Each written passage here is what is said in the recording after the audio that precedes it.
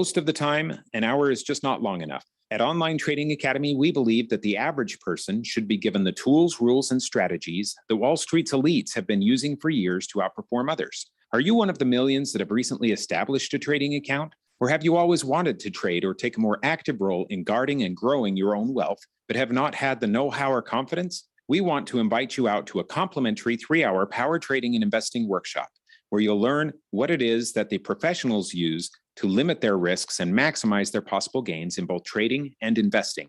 To register, call 8448-TRADER. That's 844-887-2337, or text the word stocks to 25029. Again, that's stocks to 25029. Reserve your seat now. Contractors, are you missing out on jobs due to lack of bonding? When your current bonding holds you back, call Arizona's #1 bond managers at Constructors Bonding. They have the market relationships and expertise to take you where you want to go. Serving all types of contractors of any size, licensed in all states. When you need better bonding, call Dave McKee at Constructors Bonding, 602-432-5929, or visit CBIalliance.com.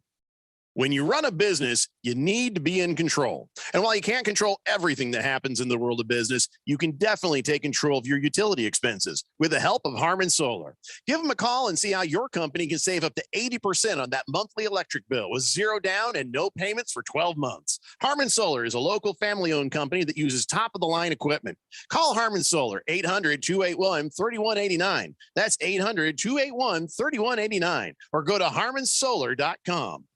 Contractors need bonds, and the professionals at Constructors Bonding have been Arizona's leading surety management team for 40 years. We don't just deliver bonds, we make your bonding better. As the #1 producer with 14 markets, Constructors Bonding has the relationships and expertise to get you better capacity, better rates, and better terms. For better bonding, call Dave McKee at Constructors Bonding at 602-432-5929. That's 602-432-5929. Or visit CBIalliance.com. KQFS-10P. Also transmitting on K25CD Phoenix at 99.3 FM. And K240U Fountain Hills at 95.9 FM. All right, people, settle down because it's time. Time for what? Showtime. When does it start? Right now. 3, 2, 1. Let's get on with the show. Let's do it.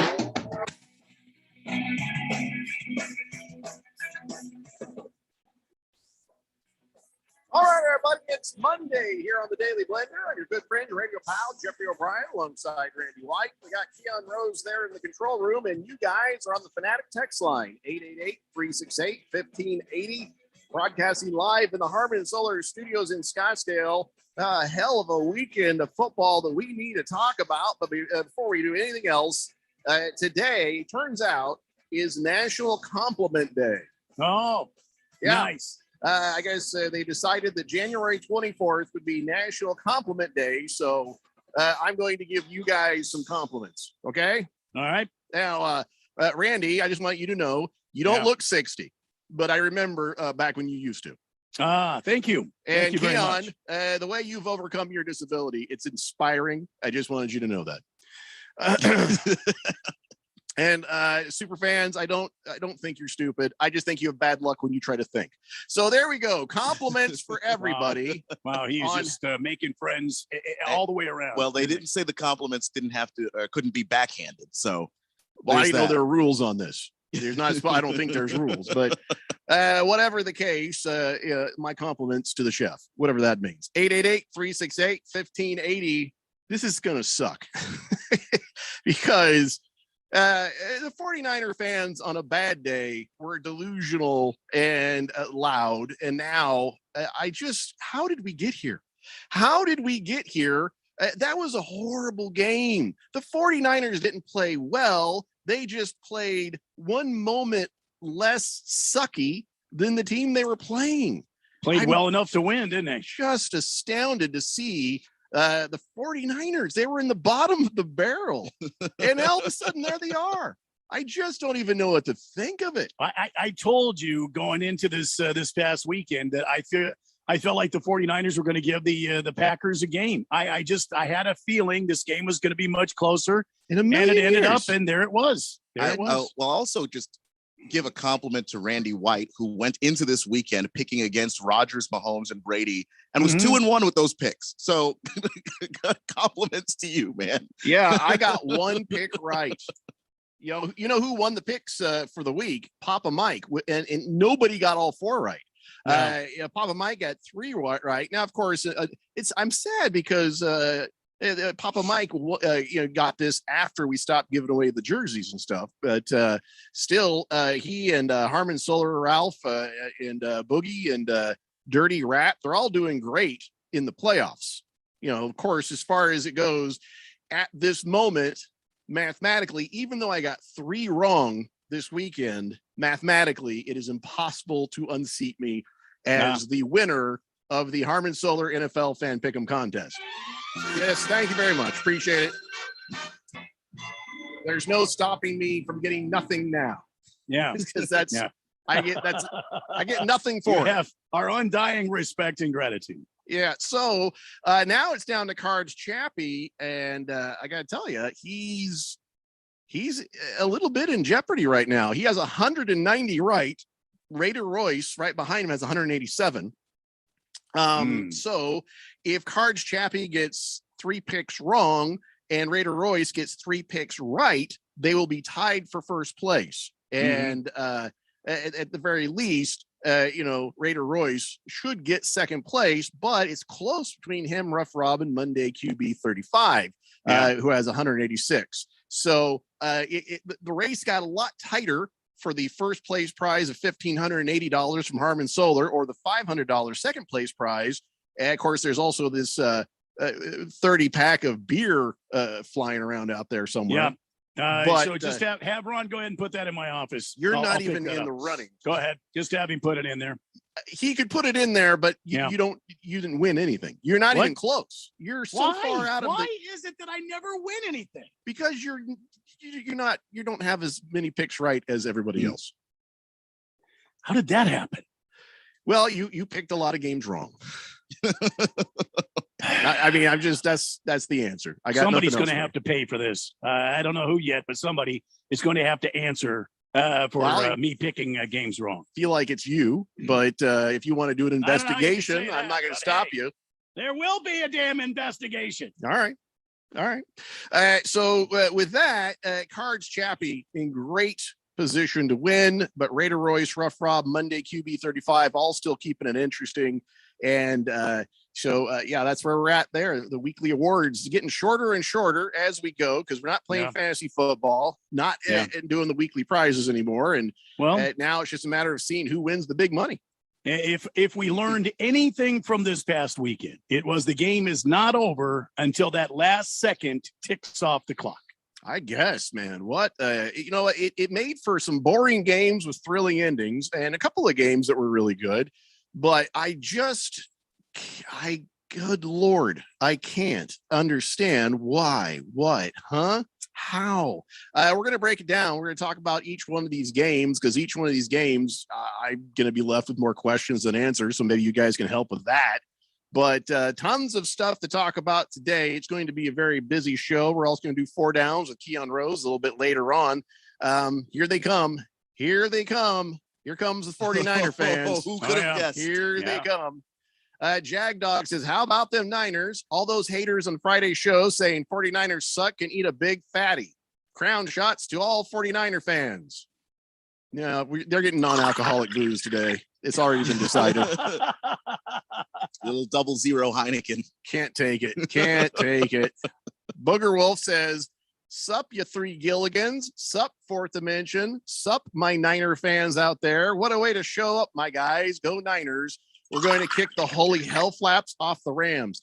You guys have no idea how outclassed you are, especially in your next game. The problem is you keep saying that. Yeah, I was just going to say they that. keep surviving.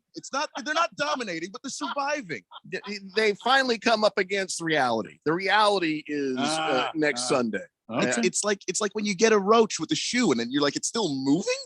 Yeah, I know that. See, here's why I always try to tell people, if you're going after, and this is important information for you, Keon. I know we might have mentioned it before, but you got to remember this. If you're going after a scorpion on the carpet, if you hit him, he's just going to kind of sink in the carpet, and he's tough little son of a bitch. So hitting him does no good unless you got a good shoe and it's on tile. But if it's on the carpet, that's not going to work. That's why I say no matter what, I always use the sticky lint brush, the sticky tape lint brush thing. You just go bap, and then they're stuck to it. And then you go bap, bap, bap, bap, bap, and beat them to death. And that is the way to go with that. So I need a giant sticky lint brush for these damn 49er fans. Well, let me tell you, going into this game this weekend, the 49ers, believe it or I don't think so, have beaten the Rams over the past 3 seasons 6 times in a row. Yeah, but see, they are 6-0. They are what against the damn Lambs. Okay, they are what the Rams were to the Cardinals for a while. Mm-hmm. And just that was just a weird annoyance, but I just can't believe twice that this the year. 49ers can get past the Rams in this next game. Twice this year. I'm calling the damn 49ers the stakes, already. The stakes are different, but yeah, I have trouble saying it out loud too. I got it to give. I've already won the Harmon Solar Fan Pick'em contest technically, so I've got it to give. I'm picking the damn Rams. It's a lock. So give me the 49ers. Well, I might put a bet on. The odds are better if I put money on. By the way, speaking of betting, I killed it this weekend. Nice. It wasn't just the one bet. I don't know if you guys saw on the social media where I'm like, hey, I won my bet. I didn't lose any bets. That was the first bet that I made. It was the first one that came through, and I won $22. I was like, "Ooh, yeah." And I was like, all right, I know it's just a teeny little bit of money, but it's kind of a nice feeling to win the bet, right? And then I started winning other ones. And it turns out, because I started with $100. I put 50 into FanDuel and I put 50 in the DraftKings. And those free bets you get, I lost those. Those are the ones I was most careless with. But the ones where I sat down, I really thought about it and looked at it and kind of did the research on it, I won $50. In total. That? So I put in 100 and now I got $150. There you go. Look at you. Nice. It ain't a lot, but I'm going to be a small time better kind of guy as I do this, and I've got a plan for how I'm going to do things. So I felt pretty good about it. A little bummed that I lost the free bet because that would have been a couple $100 of extra, betting money. But those remember I said last week, I'm not sure what have I done. Those are the ones I was talking about. No bet. Yeah. I'm like, what's this free bet? Woo, sounds good. Click, click, click. It also didn't help what Tom Brady and Aaron Rodgers did to me either. But okay, let's get back to the text line and let these people have their say. Cheese Skull says, happy Monday. Having a great day. Sharon Rodgers and Dick Brady both went down over the weekend. Yeah, I don't want Aaron Rodgers to have nice things. So I didn't mind that one as much, except for the fact that 49er fans. But the Buccaneers, that one just, well, like I said, we're going to talk about it, but it's a little kind of a bummer. We have no, there's no A-list stars now. There's no A-list stars. I mean, Joe Burrow. Joe Burrow is an up-and-comer. And Mahomes is still there. Patrick Mahomes is still in the game. Yeah, but the OG, okay, the old guard is now out of the playoffs. I love it. And it's just kind of weird. I'll be okay, but it's just kind of weird. I mean, I'm not a Brady or a Patriots or a Bucks fan. I'm not how I feel about Aaron Rodgers, but I don't know, it just seems weird. Just seems off. Neither of those two guys being in a playoff game, that hasn't happened since before Keon had pubic hairs. That's how long it's been. Wow. I'm not even kidding. And that's where we're going today. Well, he would have been 10. Wow. That's how long. I have no Kittens words. Says, damn, Jeffrey, shots fired. You look at the Rams and think that that could have been the Cardinals right there. Yep. Could have. Didn't see that coming. Sorry. Boomer Sooner says, Jeffrey, I think the defensive coordinators for Buffalo lost that game for him. And holy crap, did you see Tyreek Hill take off after that pass? Listen, it's funny because he hasn't had as much production as he's had over the years, but whatever he's not stopped on the treadmill. Let's just say that. he has not lost his speed because the burners went on, and that was also some bad angles and a bad attempt of a tackle. But again, we're going to get there. Mr. Pringle says, what do you guys make of some former NFL players saying that the league is scripted? Who the hell is saying that? Yeah, because I would like the credibility of the person to come up. Have you heard about this? I have not. No, Pringle, you tell us who it is and where to find the story, then I'll give you my opinion. There's most likely Boo Boo. Radio Ron says that 30 pack of Tecate is ready for the third place winner. Or it was a 26 pack, my memory. I don't know, fails me. Yeah, it was supposed to be a 30, but here's the thing. As we get closer to the actual giving of the gift, that could get whittled down to like a 5 pack, from 30. Because Radio Ron, he's like that Uber driver that picks pepperonis off the pizza as he's driving. He just can't help himself. He has a little something there. Mars Bars 805 says, happy Marley Monday. How was your guys' weekend? I'll take an 805, please, and go Lakers. Sorry. Jagdog. Yeah, it's a meme. I'll have to come back around to that. Senior Wakenbeck says, sup, fellas? The whole weekend had some kick-ass games. Fortunately, my Niners came up the winner. Mr. Rogers left the neighborhood, and the GOAT followed him out. And back in my day, they didn't want us. Now they're hot. They're on all of us. Go Niners. I don't know what he's talking about. It's little Mike Jones reference there. Okay. He's a rapper from the Mike Jones 2000s. Mike Jones. Is he going to be in the halftime show too? No. Okay. I think it's an LA only thing going on. By the way, have you seen the little promo video? There's probably a crap ton of money in this thing with the Eminem, the Dr. Dre, Mary J. Blige and Kendrick Lamar. Well, I know Mary J. Blige. I was trying to remember who the hell Kendrick Lamar is. Anyway, so they did this thing. It was a very expensive made promo for this thing. And it was like, this looks like there might be some production value. And I know that Dre, his company is putting the money in it. And if COVID shuts down this thing, then he's going to lose money. But I don't think it's going to shut it down. But it was intriguing. Let's just say that. I don't know if the performance is going to live up to the hype or even the video hype. But now I'm kind of intrigued. These are some personalities who 20, 25, 30 years ago were like, wow. And then we kind of like, okay, whatever. And then seeing them kind of doing their thing, I'm like, it might be a good show. I don't know. Have these guys been performing at all lately? Are they still killing it out there? Well, I know that Snoop Dogg's still doing a lot of stuff and is very popular on college campuses. As a matter of fact, he had a tour just recently in a bunch of different places. Well, him hanging out with Martha Stewart on TV does not really tell me if he's out there killing it. Well, you got to remember the guys, the people that were into Snoop and Dr. Dre and all. Those are the 20 and 30 somethings, man. That's the What? demo. That's 20 and 30 somethings. Think about how long. Somethings. It's been 25 years. That's well. me. Think about how long they've been doing it. 20, I should 30, be and the fan. 40 somethings. Well, that's what I'm saying. 20. Keon, 30, are you a 40 fan somethings. of the? I'm going to use the term for the second time. You probably never heard me use the term before on the show, but today for the second time, are you down with the OG hip hop rappers and stuff? Yeah, those are the classics. Like, are these like the royalty of it, or are they the forgotten? No, they're the royalty. I mean, Okay. you still nobody's gonna. Respect. Yeah, I mean, you still have to give a lot of respect to Dre and a lot of respect to Snoop, and Kendrick Lamar's younger, so I think he kind of brings in that younger group. So yeah, I don't know. I'm pumped for it. No, I guess. I mean, listen, it's not my kind of music. We got to have respect for these guys. They all have done amazing things. And if I'm honest with myself, sitting there watching the show, I'm probably going to enjoy it. And I have nothing against rap or hip hop, not even a little bit.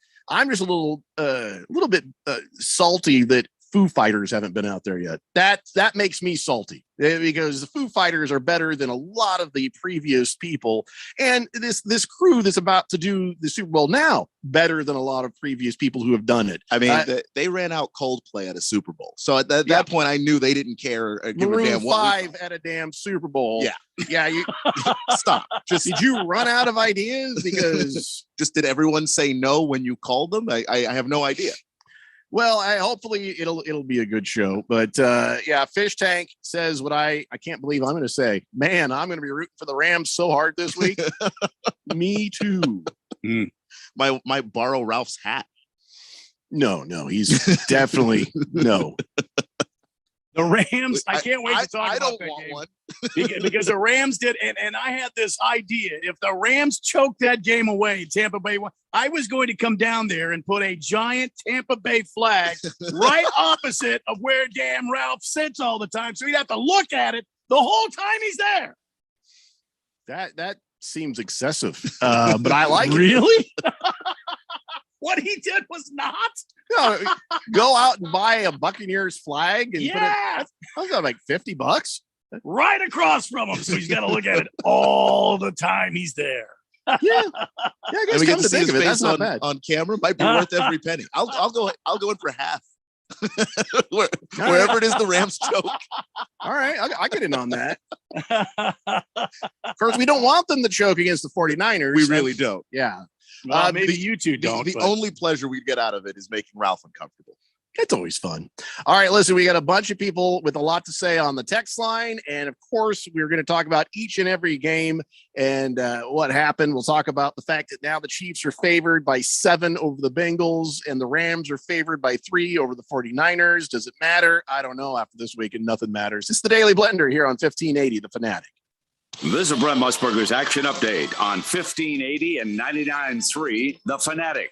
Heads up, sports bettors. Right now, you can try VSiN All Access free for 30 days with no credit card required. Visit vsin.com/free month to sign up now. College basketball tonight, number 15 USC playing host to Arizona State. Arizona State 6-10, 2-4 in Pac-12 play. And as you might expect, USC a pretty heavy favorite for tonight's game. Trojans are favored by 12. The over-under sitting at 134. Arizona basketball will get back at tomorrow. The third-ranked team in the nation matching up against number 7 UCLA in Los Angeles. NBA basketball tonight. The Phoenix Suns are favored by 9.5 as they play host to the Utah Jazz. For the latest odds all the time, visit vsin.com. I'm Matt Pauley on Arizona's sports betting station, 1580 The Fanatic. Have you started your New Year resolution to lose weight you put on last year? This is Stephen McCollum, host of The Main Event here on The Fanatic. If you're like me, it's hard to start your New Year's resolution to lose those unwanted pounds while we're having football playoff parties every weekend. I'm a client with Valley Medical Weight Loss, so I know firsthand that it really works. I get it. There's too much going on to lose the weight you've been saying you're going to lose. But visit one of their 3 Valley locations to find out how fast the visit is and how affordable it is. They take walk-ins, and if you mention The Fanatic or Money Radio, your first week is free at Valley Medical Weight Loss. This tax filing season could be one for the record books. There are thousands of dollars worth of new tax credits on the table, and Jackson Hewitt will help make sure you get every one you deserve. Tax credits for being a parent, taking care of a parent, taking classes, and so much more. Don't leave thousands on the table. Jackson Hewitt will make sure you get credit for all you do and get your biggest refund guaranteed. Learn more and find your nearest location at jacksonhewitt.com. Hey everybody, Mark Asher back to tell you about my great friends over at the Lund Mortgage Team. Now, we've seen interest rates go as low as we've seen them in years recently. We've also seen them bouncing around. A lot of uncertainty of what is going on in the loan game as far as mortgages are concerned. That's why I lean on my friends at the Lund Mortgage Team. They have been in business for 20 plus years here in the Valley. They only lend in Arizona. They are trusted. They'll get you that reliable quote. And if you're thinking about refinancing, whether it's to just lower your rate, maybe lower the terms of your rate, maybe down to 15 or 20 years, or if you're like, hey, we got a lot of debt on the side, we got some problems going on, we want to consolidate debt, or I've always wanted a pool. Now's the time to do it. Take some of that equity out, refinance, and get things done around your house that you want. But you got to use the best in the business. That's the Lund Mortgage Team. 623-875-9940, 623-875-9940, or check them out online, lundmortgage.com. Today, someone will be included on a work conference call thanks to video relay services. Today, someone will have a support service provider, giving them the environmental and visual information to access and connect with their communities. Today, someone among the more than 1 million deaf, hard of hearing, and deafblind Arizonans will enjoy greater accessibility and effective communication thanks to the Arizona Commission for the Deaf and the Hard of Hearing. To learn more, visit acdhh.org, sponsored by the Arizona Commission for the Deaf and the Hard of Hearing.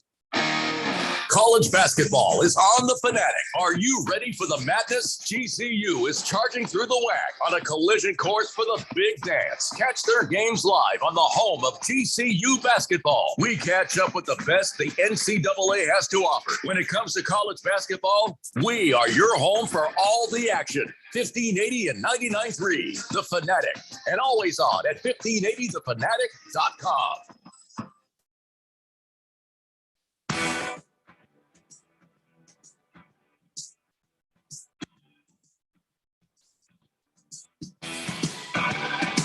Daily Blender here on 1580, The Fanatic. Coming up tonight, 7 p.m. Hamilton is at Chandler for some boys high school basketball here on 1580, The Fanatic.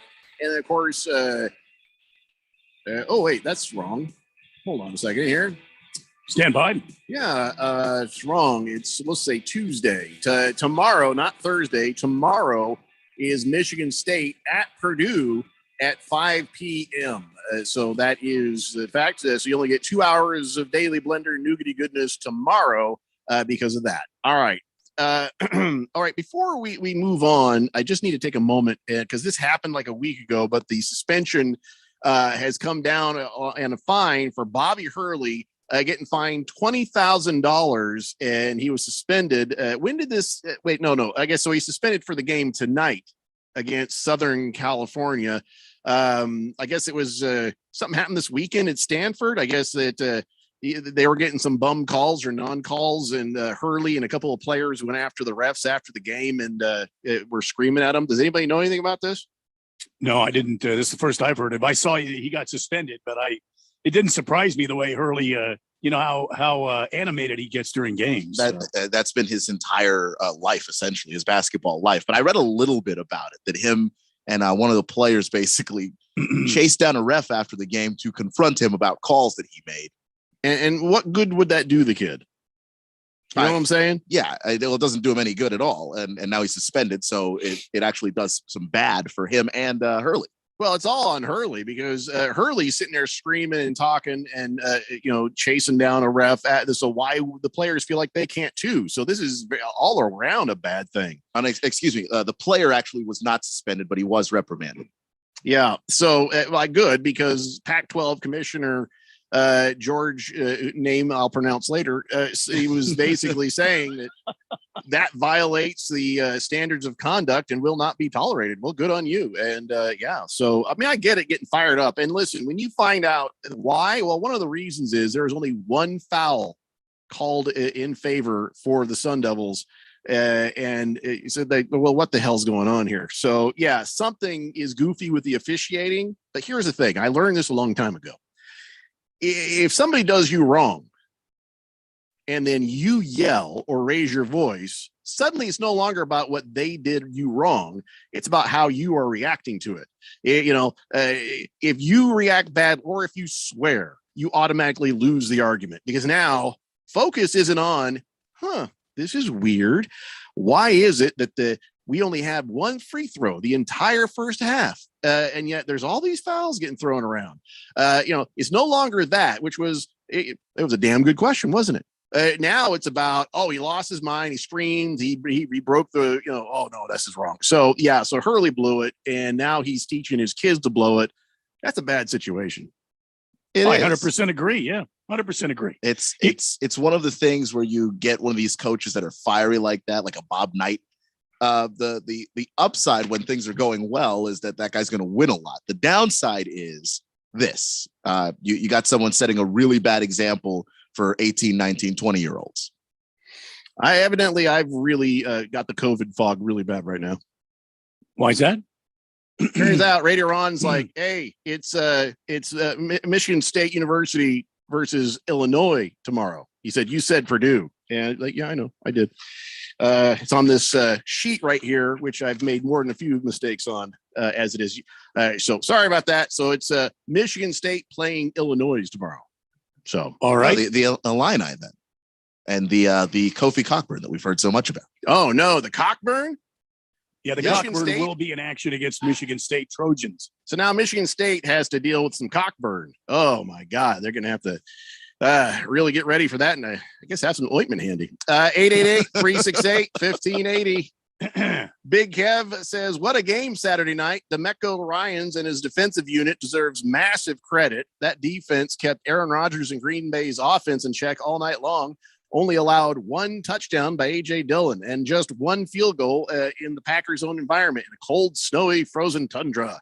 Special teams finally approved special, as well as there with that field goal block and a punt block for a touchdown. Yeah, it was amazing. Yeah, in the snow. I think DeMeco Ryans might be coaching himself into a job opportunity. That defense has been impressive. Well, let's start with the Bengals and the Titans. Okay, now this is the first time, by the way, that both number one seeds lost in a divisional round. It's been since like 12 years. Since 2010 was the last time that happened. Bengals are going to the AFC Championship game, which, by the way, you bring up the Rams and the Cardinals. How about this? If the Colts had just gotten into the damn playoffs, we'd have played the Bengals. We would have been the ones taking on the Bengals.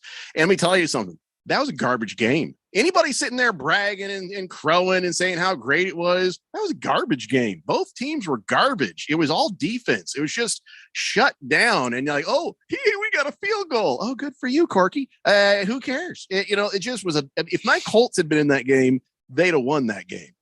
Yeah, well, the Colts are a better, deeper team. I mean, they're a more complete team. That's really what it is, because the reason why that game was so awful to me was you had a team with in the Bengals with a lot of skill position players, but nobody in the trenches worth a damn. And then the Titans were just about the opposite. I mean, outside of those receivers, no real skill position to speak of that was healthy. And then so they had the guys in the trenches, but they didn't have the big play potential. I think Joe Burrow just got sacked another time just now. I mean, it's just nonstop, 9 sacks in the game. And you got to give him all the credit in the world. I mean, that is the reason that it was like that. It wasn't his fault. It was the fact that they don't have an offensive line. And I don't know how the hell they're going to get past the next team like that. I mean, unless Joe Burrow is like Homer Simpson, you can keep punching him in the head and he's just going to stand there looking at you. Well, he's a tough kid. He's very reliable and he keeps his cool. He doesn't get flustered. But listen, the Bengals have had a wonderful run this year. But this coming weekend against the Kansas City Chiefs team, this run is coming to an end. I mean, Kansas City had everything working for him last night. Yeah. So I would anticipate Kansas City once again, even down to the last 13 seconds, they still had some magic in the shoe. Let's do one game at a time now. Right now, we're talking about Bengals and Titans, and you're in trouble now. I think you should know that. You're in trouble. I'm in trouble? Yeah, Radio Ron says, what are you guys drinking? He says, Randy, it's the Michigan State Spartans, not the Trojans. You know how he hates that. If you call Michigan State the Trojans, or if you called Michigan State Michigan, I was going for a joke there. His mind. I was going for a joke there, and it did not work. He was trying for it, though. I was going for a joke there. You might want to just lay low for a while. Just don't answer any phone calls. Put your email on out of office. Yeah. Yeah, until Wednesday. Okay. Shamoy says, hey, wait, what? Hey, Randy, Keon, when's Jeffrey's funeral? Rest in peace, King. I'm right here, dude. Says the only delusion here is Jeffrey for not believing in the hottest team in football. On to Levi's South, a.k.a. SoFi Stadium. You know what? Here's the thing. The Packers have one of the worst special teams units in the entire league, and they had a lapse. If not for that. Yeah.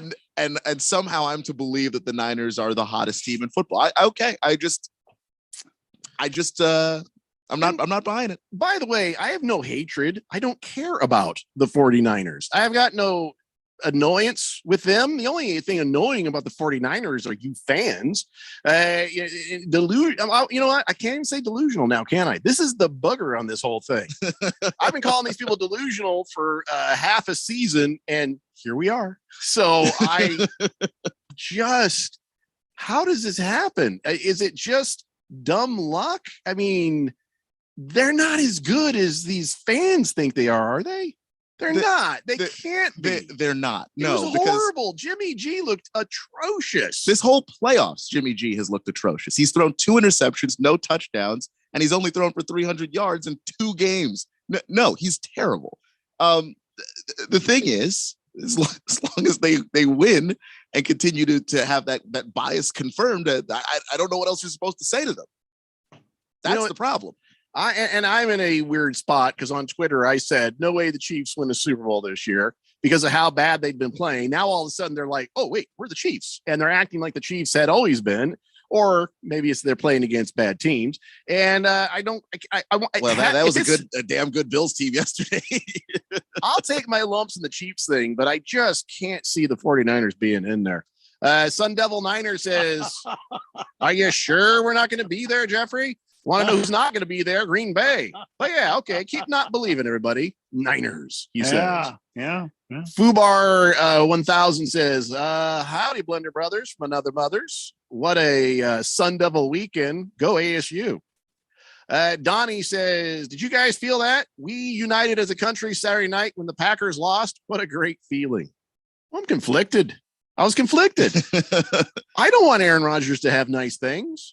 But these 49er fans are insufferable all the time. And the thing is, if the Niner fans weren't so insufferable, I could actually get on board with the Niners because they have former left tackle of the Washington football team, Trent Williams, who's been awesome. And I'm glad to see him finally in the playoffs because he was never going to get there with us. So this is so sad. I would love to root for him, but Niner fans are making it real hard, making it difficult. I got to tell you, the Niners have to have some magic in some old hat they found because they have won is it 8 or 9 in a row now? 8 or 9 games in a row, including a solid thumping of the Los Angeles Sheep Herd. And now they're going to meet the Sheep Herd in the AFC Championship. Yeah, I'd say they're for real. Baffled. Baffled. I mean, I can't figure this. I can't figure it that either. Was a horrible game. Okay. The Titans were horrible. So that game, I understand. Okay. I get it. But a couple of games before is like, wait, what? They quietly just sort of slunk in and just had the right opponent at the right time. The 49ers are not a good team, but yet here we are. I can't. This is the NFL. The issue, you got the 1 game sample sizes. You don't have to beat a person in a best of 7. You just got to beat them once. And one time. Moving along. That's where I think Kyle Shanahan actually does excel. Is he figures out the one thing he needs to do to beat you, and he does it. Well, I mean, 49ers at the Rams. Okay. I mean, I don't know what to say other than I'll pick the team. I can't give you any absolutes. Nothing makes sense anymore. Aaron Rodgers, Tom Brady, gone. Isn't that fitting for this entire NFL season? This entire season's been weird. So why wouldn't the playoffs also be weird? Joe Burrow says, I'm tired of the underdog narrative. We're just a good team. We're a really good team. No. Here's what happens when you draft a right tackle and a left tackle. And a right guard and a left guard and a center. Their guards aren't bad. Those tackles just get beaten to death. He got sacked 9 times. Well, you need the whole offensive line to be good. See what I'm doing here? I'm shaking the imaginary Etch-a-Sketch. Start over. Oh my God, this poor guy. And I can't believe he didn't get hurt. 9 sacks and I don't know how many knockdowns, 50. I mean, he was just under fire the entire time. I mean, Kyler Murray, he got hit a handful of times, and now it's like he won't even answer the front door. He's afraid. He's not. I'm not coming out. Somebody else get the door. Phone rings, and he dives under the sofa. Joe Burrow, 9 sacks. He can't go on like this. And he tore his ACL a season ago, getting sacked. And the guy is just tough as nails. This guy does not get Yes. rattled. He looks easy. like a child, and yet here he is. He does not get rattled easy, and he will stay in there. And he's got the courage to stand in there when he's getting his head kicked in and still deliver the ball where he needs to deliver it. I mean, he will take the hit. It's like he knows something we don't, I got to talk to Joe Burrow a little bit when he was at LSU. Prior, no, okay, come on. Hey, I was at SEC Media Days. Okay, Did that hurt? Did that hurt, Keon? Oh, his back from bending over to pick up When that you name he drop that dropped. name. Oh. Did No, it I'm hit you on the foot. It's the only personal experience I have with this. This is literally. Wow. But you talk to all of these players at SEC Media Days, and a lot of them don't like the media being around them, and they're very uncomfortable. Joe Burrow was as cool as the other side of the pillow. I mean, he just not even bothered. It was like he was at his house and not this hotel surrounded by 50 reporters. So if he looks this young now, was he like a fetus when you talked to him? No, he's just always looked this way. I think he's got that like Keanu face. He's just gonna look like this in 20 years, and we're just gonna have to deal with it. Well, good on him. I'll tell you what. If they draft some help for this kid, I'm really looking forward to seeing what they do next year. The Bengals, what a turnaround. And Joe Burrow is the main reason for it. So all props to him. It's not his fault that was a bad game. It's not his fault he was on his back and running for his life a lot of the time. So no fault to him at all. But when you see it be that hard against the Titans, and you're thinking, yeah, he's not going to have that easy a time in the next game, is he? And guess what? Next game, it's the Chiefs. Yeah, and I gotta play. Even though Joe Burrow has the face of a little boy, but he's got the heart of a killer. He has the heart of a cold-blooded killer. I still don't think it's enough. I think the Chiefs will end up doing what they need to do in the next game. But good for the Bengals. It's Cinderella story. Okay, it was a good run, and who knows? Maybe Kansas City melts down. I don't see it happening though. So when we come back, we'll talk about the other games too. 49ers game. I guess we got to talk about that for at least 10 seconds so people don't riot. But as I'm looking at this, Bengals, Chiefs, 49ers, Rams, is this going to be, no matter who wins, a Super Bowl that people are going to give a crap about? You know what I mean? Is this going to be one where like, ooh, I can't wait to see this game? Because I think the Chiefs versus somebody from the NFC might draw numbers. Do you have any doubt the Chiefs can beat the Rams? Yeah, I have some doubt about it. Yeah. Do you have any doubt the Chiefs can beat the 49ers? No doubt. No. Right. Do you have any doubt the Bengals that these Chiefs could beat this Niners team? Yeah. You're not going to hold a Patrick Mahomes-led team to 10 points anywhere, anyhow in this existence of this universe in the postseason. It's just not going to happen. I thought he said this 49er team could not beat the Rams. They've No, done it Chiefs. 6 times in a row. Oh, no, he said Chiefs. I'm still on Chiefs. My bad. All right, listen, we got to take a break. We get back. Oh, my God, I got a lot of texts I got to read, and then we'll talk about more of these games. It's the Daily Blender here on 1580, The Fanatic. Hi, this is Nick LaCapria with the Daily Sports Quiz. The San Antonio Spurs through the 2020 season had the best winning percentage in NBA history. Lakers ranked second. What San Antonio Spur was the first ever to play in an NBA All-Star game? The answer coming up. Sports updates on Phoenix teams, sports trivia about Phoenix sports, top picks, and much more. All at phoenixsports.digital. Here's a bonus sports trivia question from Nick LaCapria's Sports Trivia Library. Who is the last National League team to win 2 World Series in a row? See the answer at phoenixsports.digital. Your source for all things sports. phoenixsports.digital. Log on now. The answer to today's Daily Sports Quiz, name the first ever San Antonio Spur to play in an NBA All-Star game, the Iceman, George Gervin. George Gervin, the answer to today's Daily Sports Quiz. They're going to go nuts when he hits this thing. It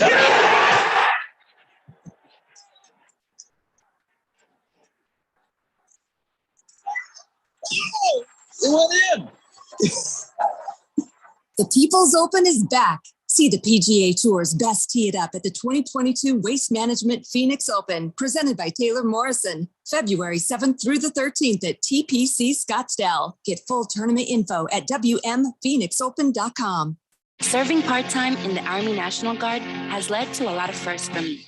It paid for me to be the first person in my family to go to school. That education got me to the first day at my dream job, which I can still hold while I serve part-time. That job and the home loan benefits I got from the Army National Guard helped me buy my first house.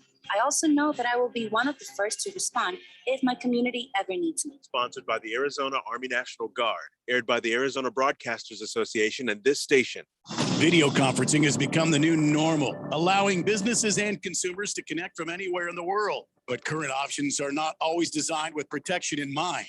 Until now. Secure your video conference meetings with Safe VChat from Strikeforce Technologies, the industry's most secure video conferencing system to hit the market. For over 20 years, Strikeforce Technologies has been a leader in proactive cybersecurity solutions for consumers, small to mid-sized businesses, and enterprise companies. Organizations are under attack every minute of every day, easily breached because most still rely on passive cybersecurity solutions. The best way to stop Zoom bombing is to prevent it in the first place with the industry's most secure video conferencing platform, Safe VChat from Strikeforce Technologies. Go to safevchat.com right now and use promo code radio to get an additional 15% off. This offer is only good until the end of January. Go to safevchat.com now. 1580 The Fanatic and at 1580thefanatic.com. Your home for sports.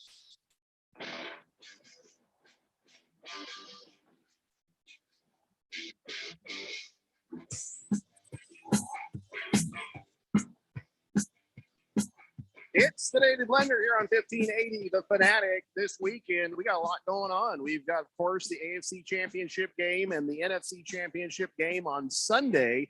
But on Saturday, we also have some college basketball for you. Kentucky is at Kansas at 3:30. And then, of course, GCU will be taking on New Mexico State at about 7 o'clock. So be sure to tune in for that as you're driving around doing your thing this weekend here on 1580 The Fanatic.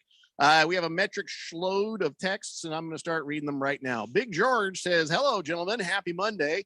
Hope you're doing okay. What a great weekend for football. Finally got my COVID test results back, and I am positive. Yep, I'm feeling better, though. I still have a lingering cough, congestion, headache. I also think I'm experiencing COVID fog like Jeffrey. I'm just very forgetful recently. So how are the Cardinals doing in the playoffs right now? I wish I were that COVID foggy. Gamecock says Packers only lost because their special teams can't block. Yeah, that if not for the kicking situation, we wouldn't even be talking about this right now with the 49ers. It was sad. It was a sad game. 49er fans, you got the W, but you should be ashamed of yourself. Talk about, they say never, I never have to walk backwards to grab my paycheck. Like, here, hand me my check. I can't face you. The 49ers should go backwards to collect their paychecks for that game. I don't know what you mean. They went into Lambeau Field. They played a game. They came from behind. They played tough defense. 49ers didn't win that. I beg to differ. The Packers shot themselves in the foot. It was a combination of the two, but the Niners won the only version of that game that they could have won, which is the low-scoring, hideous game that nobody wants to watch. Congratulations. The Packers couldn't run the football. They couldn't pass the football. They couldn't play special teams. That's why the 49ers won. I mean, I thought the Packers passed the football just fine until they got into the red zone. That's what I mean. The defense of the 49ers stepped up and held them in check. Lost the game. The 49ers didn't win the game. Choro says, sup, pals. Chiefs looking to host the 4th AFC championship in a row, hoping we see the Niners in the Super Bowl because it sucked playing the home team again. Yeah, that's right. Yeah, that did not go well for the Chiefs last time, did it, over there at Buccaneers? By the way, the Buccaneers, what happened to that pirate ship they used to have? Is it still there? Still there, yeah. I don't ever see him show it on the TV. When they score, they shoot off the cannons. Are you sure it's still there? But you're right that as far as the TV broadcast goes, they don't show it all the time. Yeah, just never see it. Maybe it's I don't know, some snowflake push not to show guns on TV or something. How about these guns right here? Whoa! Boom! Mars Bars 805 says nothing like the G-Funk era. Tell him, Keon. You know what he's talking about? The G-Funk? Are we talking about the OG rap there from the West Coast? Dre and Snoop. Is that what that is? Yeah. You sure? That's G-Funk? I am, You So didn't seem Parliament like you would had be- your terminology right there, Keon. I'm relatively sure. Parliament would be P-Funk, right? and then these guys, it would be G-Funk. Maybe he means Dre and geriatric Snoop Dogg. funk. I don't know. Huh. Yeah, Maybe. gangsta funk. There you go. Ah. West Coast rap. Booger Wolf says, you three goofballs don't get to call my Niners anything but 5-time champs from here on out. That's until we win number 6 this year. Go Niners. Sweet, sweet, sweet baby. Oh, by the way, 5-time champs are 10-3 the last 13 games. Eat it, Lamb fans. Oh, you mean the Falcons that you beat up in there and the little Texans you beat up in there too? Congratulations. I really did enjoy. I'm shaking my head. If you cannot see on the vid, I am shaking my head like, oh man. I really did enjoy the Joe Montana, Steve Young years. I used to have a lot of respect. I still do for the 49ers, but they've sucked for a long time now. But I got a lot of respect for them as an organization, as the team and stuff like that. And it's funny, everybody still wants to throw old Jimmy Garoppolo out the door and bring in Trey Lance as quick as they can, even now, which, of course, if you watch this weekend, you see why. But yeah, COVID fog. Don't know where I was going with that. But you respect the fired up the whole 49ers. thought. Yeah, back in the day, I enjoyed watching those guys. And so now it's not even the team or the players. It's the 49er fans being delusional and worse than some of these other fan bases. I'm really surprised at how they're acting on our text line. This is a new thing, by the way. Well, I guess it's because they suck so early. They haven't been playoff push. So let's see. Blissful Hayes says, I want to compliment Jeffrey on hosting a rigged NFL fan pick'em contest. How is it rigged? It's impossible to rig. And also, why would Jeffrey rig anything in favor of Pat fans? Right. And the other part is I can't win any money. So I get no benefit from it being rigged. Why would I do that? But it's not rigged just because you're losing, Blissful Hayes. Reaper says, go Rams. Big Stanky 87 says, guys, sorry, I bragged about my Titans Tannehill. Well, he's a scrub now, and I'm eating my crow. Wow. No excuse why we lost, since he was just a better team. Well, you came back with a running back who had been injured.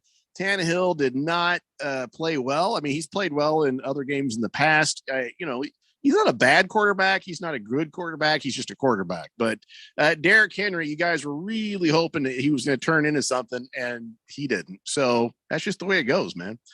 Senior Wake and Bake says, all Niners haters, I'll do the math for you. Packers' record against Niners was a losing one. Therefore, they lost. Must I remind the Rams also have a losing record against the Niners. Therefore, they lose. Go Niners. I look at what your team's That's stoner talent, math right there. Yeah, because I look at what your team's talent is right now. If you beat a team 7 years ago, like I don't care. That doesn't factor in to, oh yeah, you had Colin Kaepernick who was on fire that season and you beat the Packers. So I'm supposed to use that information to pick the Niners again? It's just irrational. Well, I could be wrong, but they are 6-0 in their last 6 meetings against the Sheepers. That is actually more relevant than the Packers stat that keeps getting thrown around. Because you're pulling from, times you beat the Packers 7 years ago that I'm supposed to be impressed by. Now you beat the Rams fairly recently and often. Yeah. That's more definitely important. Yeah, that definitely factors in more. Last Optimist wants to remind us that the S is silent in Illinois. I know that. I like to say Illinois because it annoys people primarily from that area. So thank you. There.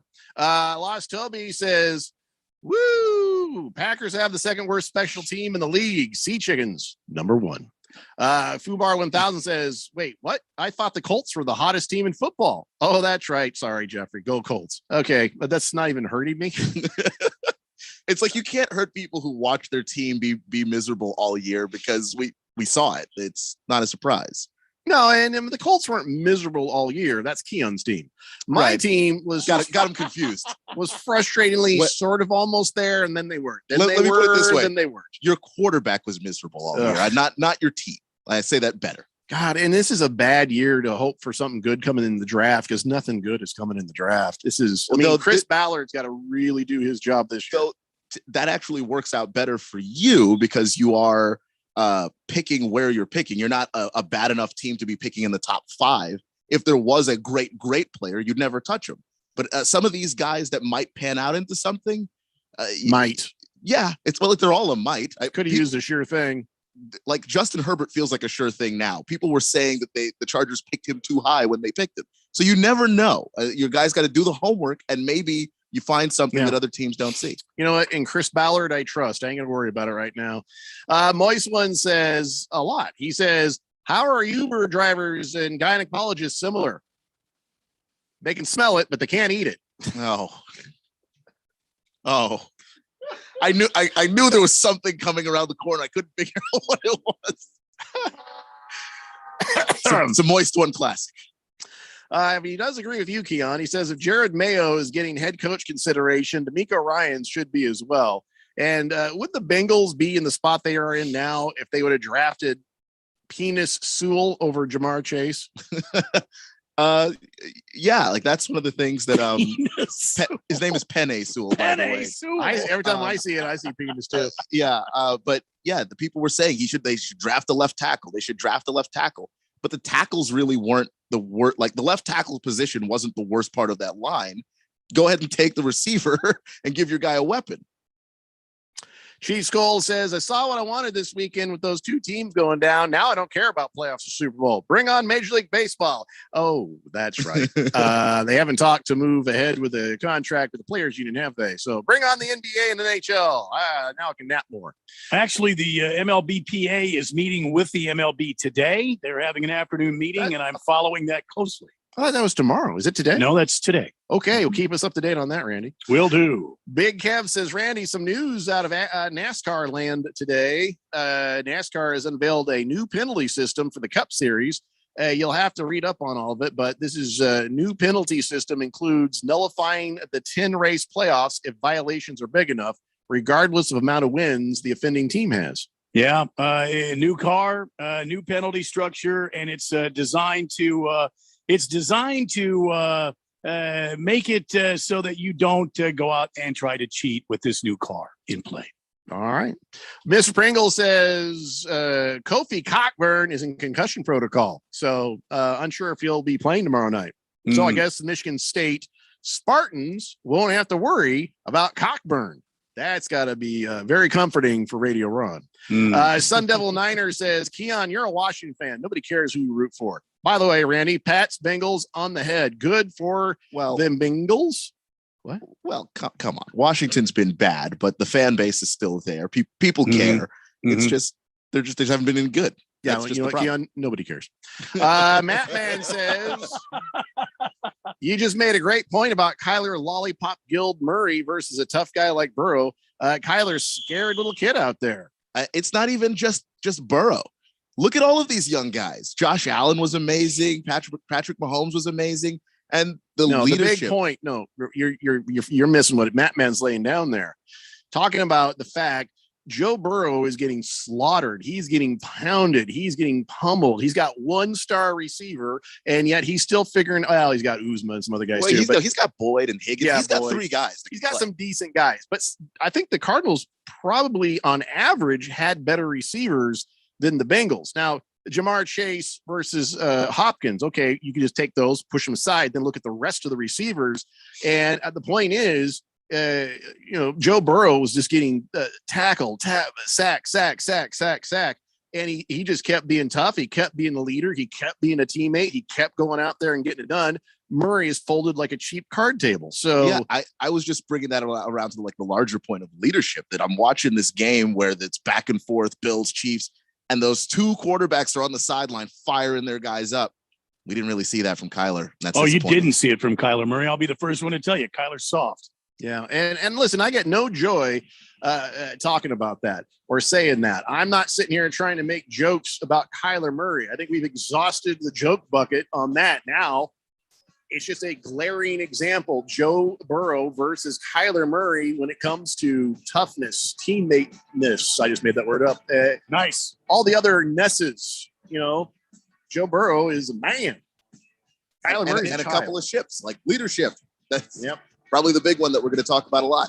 So that's a very sad state of affairs there. But Who knows what'll happen this upcoming season? Who knows? Right now, let's focus on this. We've only talked about one damn game already. So we got some more football to talk about.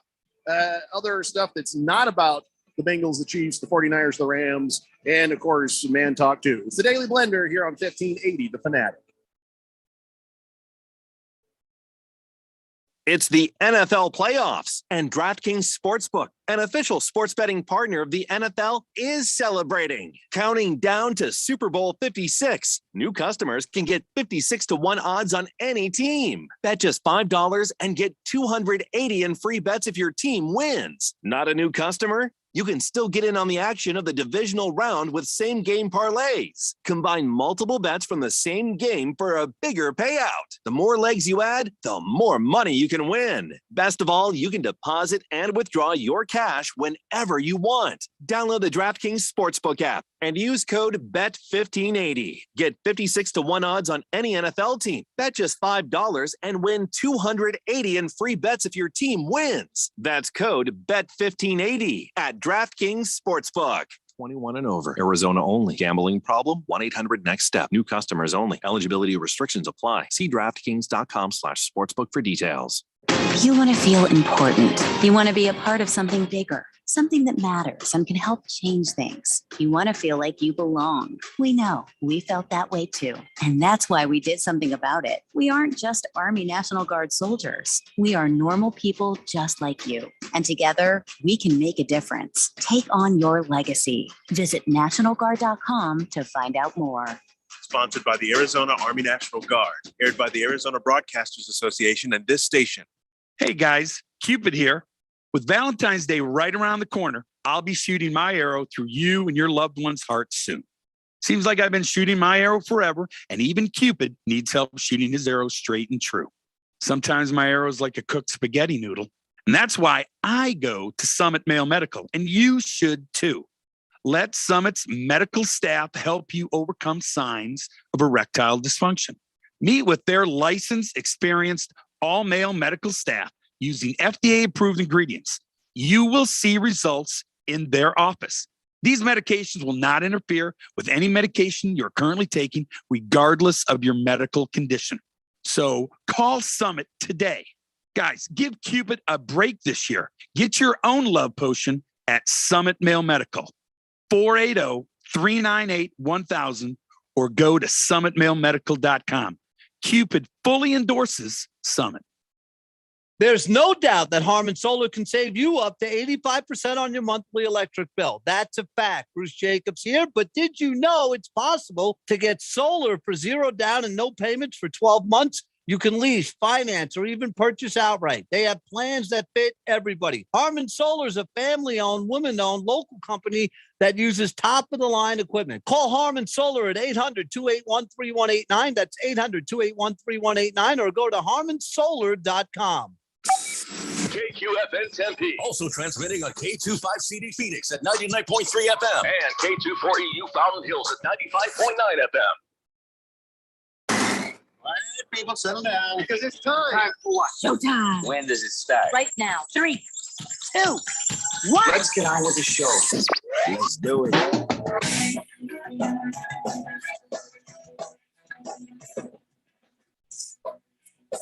All right, everybody, it's 4 o'clock here on the Daily Blender. I'm a good friend, your radio pal, Jeffrey O'Brien, alongside my heterosexual life partner, Randy White. Got Keon Rose in the control room, and you guys are on the Fanatic text line, 888-368-1580, broadcasting live in the Harman Solar Studios in Scottsdale. Yeah, this is typical Daily Blender fashion. We had 4 games to talk about. We got 1 done in the last hour. We'll go ahead and get some of these texts caught up on, and then we can move on to the next game. Berg is on the text line, says, hey, will that douche Mathau be in concussion protocol? The honey badger. Matthew, yes. Tyrann Mathieu, I believe, is in concussion protocol. He had a concussion during the game when they took him out. So how healthy are the 49ers, he asks. I don't think it'll matter. They could be very healthy. I don't think it's going to matter. Oh, man.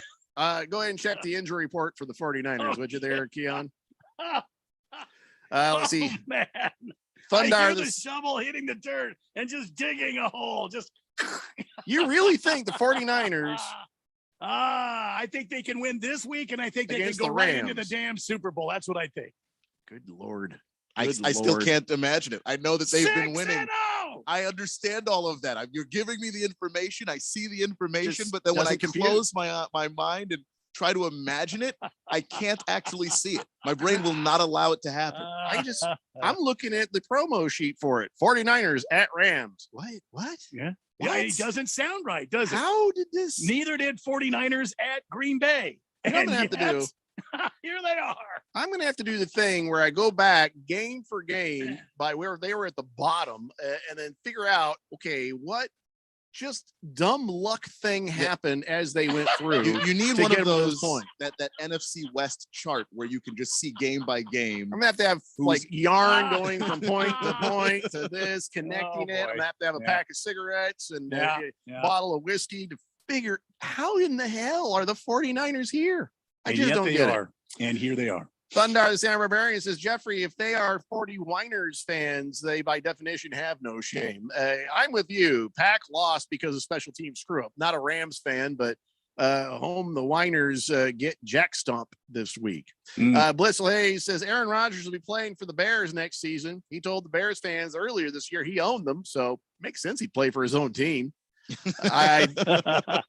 There's 0 teams, and I'm going to say this with all confidence, 0 teams that would say no to having Aaron Rodgers on there. 0. Well, the Kansas City Chiefs. No, they'll okay. Well, they Well, if Aaron Rodgers were dumb enough to go to Kansas City, the Chiefs would take him just so he wouldn't go anywhere else. Yeah, that's a good point. Kansas City Chiefs would say no. I hope he ends up the Colts. I mean, listen, I don't like Aaron Rodgers, but man, I'd take him in a heartbeat. Against the spread says Jeffrey, you owe me an apology. You ain't gonna get nothing from me. He says I correctly predicted exactly what happened in the NFC on Friday afternoon, and you made fun of me. If you don't believe me, look at my previous text on Friday. He said he did. He's not even kidding, and he's right. 49ers win this week because of special teams. Rams win because of their D line. Rams are going to host the NFC title and Super Bowl, he says. Well, against the spread, nailed it. I made fun of you, probably just the 49er part, but can you blame me? I mean, it's just stunning. Apples says, go Bears.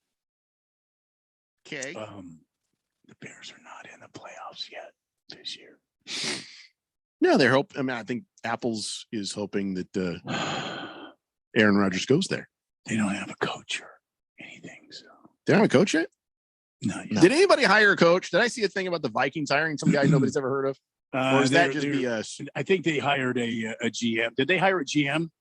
Who hired the GM? That I've never heard of. I believe Giants. the Giants hired hired the GM. Okay. and they've had a couple of interviews with Brian Dable, Yeah, but they haven't hired anybody yet. well, Dabo is he's the defensive guy for the Buffalo Bills, right? Yeah.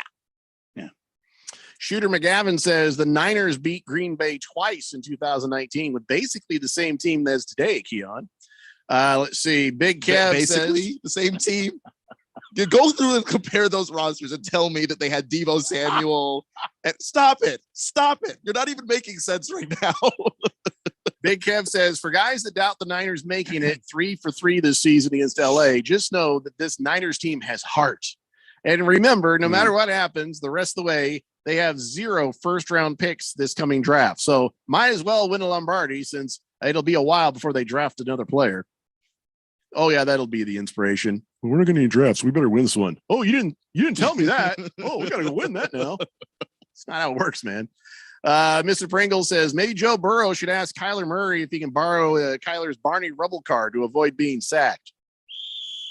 I don't get that. Hamilton Porter just sent me a bunch of memes. Thank you for the memes. I'll go back and look at those when I get a moment. Cold Trickle says Niners own the Rams like they own Karen Rodgers in the playoffs. We have to do this for 4 more days. God help us if the 49ers actually go to the Super Bowl, right? No, because it'll be 2 weeks. It'll be 2 full weeks of this. So let's take just a moment here Do you guys? Okay. You're in the same division as the Rams and the 49ers. Yeah. The NFC West, right? That is correct. Yes. Two teams not called the Cardinals are in the NFC Championship from the same division. Mm-hmm. That just shows you how powerful the NFC West is. The NFC best, if you will. Oh, that's very clever. Yeah. Okay. Flying Monkey says, yeah, the phony Niners did beat the Rams twice this year. Boomer Sooner says, guys, I think the NFC representative to the Super Bowl the last 5 years, maybe 6, has been from the NFC West. That's how the Niners are in, Jeffrey. Wait, what? Last year it was the Buccaneers, was it not? It doesn't make any sense, though. The 49ers just doesn't make sense. The year before, who played in the year before? It wasn't the NFC West. Who was it? Why am I blanking on this? I got COVID. I have an excuse. They count on you to know things. The Buccaneers and the Chiefs last year. Yeah. But the year before, who was it? Was it the NFC? What NFC? What was it? 49ers? Or was it the Rams? Who was it? The 49ers. Yeah, and before it was the Rams when they were against. But they lost though. Yeah, they lost. Sun Devil Niner says, Randy, you're the smart one of the group. It's beyond both Keon and Jeffrey's comprehension that we can win. I love it. Go Niners, he says. I'm not gonna apologize for that, for not being able to conceptualize how a team I still can't. Unironically quarterbacked by Jimmy Garoppolo. Here's what's happening. Randy's hearing Yanni. Keon and I are hearing Laurel. That's what's happening. Randy sees a gold dress. Keon and I see a blue one. That's what's happening. Yeah. Fighting Wampa says, my two partners are just stubborn. That's all. It doesn't mean they're bad. They're just stubborn. I just continually watch Jimmy Garoppolo play football, and I can't believe wins are resulting from that. It is unexplainable how this is happening, and yet it happens every weekend. Well, not every weekend. For 10 I gotta go back. weeks. I'm going to do a forensic investigation into how the hell the 49ers ended up here. It ain't from great play. Okay? It ain't from great play. I told guarantee you that. They got some magic in that old hat they found. And when they put it on his head, then they win. I think I've got an idea. My wife has got me watching that Lucifer show. I'm pretty sure I know how the 49ers have gone this far. Fighting Wampa says, went to Vegas this weekend, saw Carson Wentz walking down the strip. He had one of those big yard cups and drinking nothing but White Claw. Good story, Fighting Wampa. You didn't think I was going to fall for that one, did you? The Berg says, stupid Chiefs. And he says, Bengals will win this weekend. How healthy are the 49ers? It doesn't matter. Will that I read all these. See, COVID. Yeah, your picks have been kind of garbage, Berg, but that's all right, man. Chamoy says, is Jeffrey Death 6-0 against the Rams? SoFi Stadium is Levi Stadium South. Special teams fluke. 2 flukes in one game considered skill. It's not a fluke. They're just bad at it. The Packers are genuinely bad at special teams. Those aren't flukes. That's a true story. But it wasn't. You didn't beat their offense and defense. Yeah, they're so bad at special teams. They beat us with a last-second field goal. Lost Toby says, God help you when the 49ers go to the Super Bowl. I wish COVID could erase memories. I don't know what to say. I just don't because Randy's right, and I'm actually just there's a feeling just in my stomach right now for if they beat the Rams. We've got 14 days of this. I don't even know if I can take it. I have a lot more vacation time coming. But you're on your own. Cardinal Art says, I think it wouldn't be shocking to see the 49ers in Cincinnati in another Super Bowl. Ooh, that really hurted to say and type, he says. Yeah, hurt me to have to read it out loud too, man. Let's see. Shooter McGavin says, Devo was on the Niners in 2019. You moron. Okay. Are you where are those running backs that were powering your team at that time because you didn't know how to use Devo Samuel yet? Choro says Chiefs over Niners 2 years ago. Hamilton Porter says last time the Niners made the Super Bowl, didn't Jimmy G have like 500 passing yards total going into the Super Bowl? Yeah, that is just, again, how do the 49ers do this? That's what I'm trying to figure out. It's just, and it's, Yeah. and this is despite Kyle Shanahan's clear and obvious distrust of his own quarterback. Like, he's not dumb either. He knows what's going on there because Jimmy doesn't throw the ball in these big games. It is not their aptitude for playing a great football game. They have some of this luck going on. They and show they're up and the other team has the worst day of their life. Well, I mean, remember last year in the NBA Finals, all the way into the finals, all these people were saying the Suns aren't for real. They're just running into teams. We ran into the damn Clippers and Kawhi Leonard and what's his face. They didn't play well. The Lakers, they were all injured. Davis was injured. Remember that? And everybody kept saying the Suns are just getting. All right, this is the same thing that's happening with the San Francisco 49er team. They're hitting a team on the right day at the right time with the right circumstances. That's what's happening. I guess, but what makes this different from that is that Suns team, I can point to players that, responsible for these wins that are great. Like Chris Paul was playing great basketball. Devin Booker was playing great basketball. DeAndre Ayton was playing great basketball. The quarterback of Deebo Samuel is playing great football. He's playing fantastic football. And but the quarterback is playing great defense. The quarterback of the damn team sucks, though. It's like he's the guy who's holding the ball all the time. What do you want me to say? It's just they just happen to be standing in the right place at the right time. That's what I think. It's like the old Mr. Magoo cartoon when he's like crossing the street and all of the cars around him are just in a massive wreck. Slightly decent defense, horrible offense. I don't know about slightly decent. That's a great defense. I'll give them that. Defense is A1 in my book. When they got healthy, if you do your investigation, I'm sure you'll find that's when the winning started. When they got, I'm going to do my Warner and Bosa healthy. Sun Devil Niner says, you got more vacation time, Jeffrey? You didn't take it all after Jacksonville beat the Colts? No, I've got, listen, this COVID thing whooped my ass. In the past, the last time I was off a show for as much as I've been off because of COVID, it was when I was having sinus infections and I was at work. I just lost my voice. So I could be on the show. I just couldn't talk. So I didn't miss any time then, but I've built up a mountain of PTO in the past. So I guess I could get COVID again this year if I need to.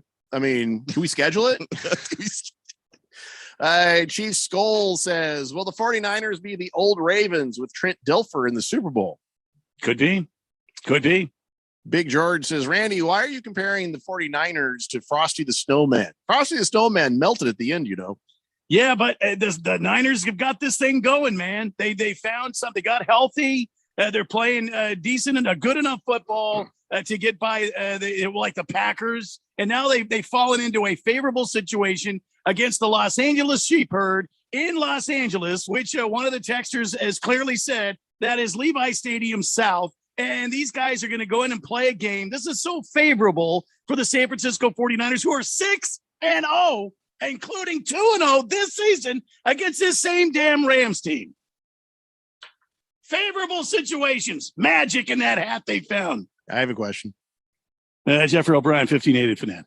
Having the COVID, how long after COVID do I have to wait before I can drink heavily? Because I feel like I'm going to need this weekend. Let me pour you one. Thank you very much. McRib says, defense wins Super Bowls. Then says, go 49ers. I didn't realize we had so many 49er fans, man. Yeah. Shamoy says, Jeffrey's so mad. Ballard can't put together a roster. His only hope is begging Rodgers into Indy. Okay, Shamoy, you clearly have zero idea what you're talking about. Ballard has put together, like the Colts are one of those handful of teams where you can literally just say, just add quarterback and everything else it will work out. That's a good roster. They just need a quarterback. Baby Got Dak says, Keon, I don't think you're a moron. I appreciate that. Thank you. I like how you jumped right on that. There might have been more. There wasn't. You're lucky. Well, I jumped on the part that I wanted to. I have selective hearing. However, I'm not going to remember the rest of that sentence if there was one. Kiss the Cook says, Jeffrey, how in the hell do you accrue extended bye weeks? I'm Jeffrey O'Brien. That's why. Can I tell you why I've accrued all this time? Because all the time I didn't go home sick, all the times I played hurt, all the times I pushed through, all the times I did a show no matter what. And it just took COVID to whoop my ass. So all you people there calling me was trying to talk about my man card accreditation being in jeopardy because I was sick with the COVID. You go bleep yourself. That's what I say. Let's see. Lost Toby says, would you say COVID beat you worse than Jacksonville beat the Colts? Oh, wow. I think it's about equal. It's about equal, I think. That's a good point right there. Good point. Big Kev says there was a point in 2019 when the Niners were able to beat a team without even scoring an offensive touchdown. Same result happened on Saturday night. 49ers team's honestly no different compared to 2019, with the exception that the Niners had the injury bug early this year. Two key defensive starters they missed in week 3 against Green Bay both ended up forcing fumbles on Saturday night. So, all right. So there you go. Eric Armstead, Nick Bosa got some sacks, got some tackles, and the defense was able to step up, and they handled the Packers. Yeah. So, and I believe it was Fred Warner that punched the ball out for Mercedes Lewis. That actually, that's right. that the Packers were about to drive again, and I believe they would have scored a touchdown had they made it, but Fred Warner made that amazing play and kept the Niners in it. I like George Kittle. I do like George Kittle. He's a character. He and I've said this before, but Skol, the guy who's Skol, he reminds me of George Kittle. That the crazy wild eyes and stuff, and very animated. We got it. I'm so just having had COVID, that sucks, but I'm really looking forward to doing a remote broadcast with you guys again someday soon. I don't know when. Let's see. Mr. Wilbur says NSS.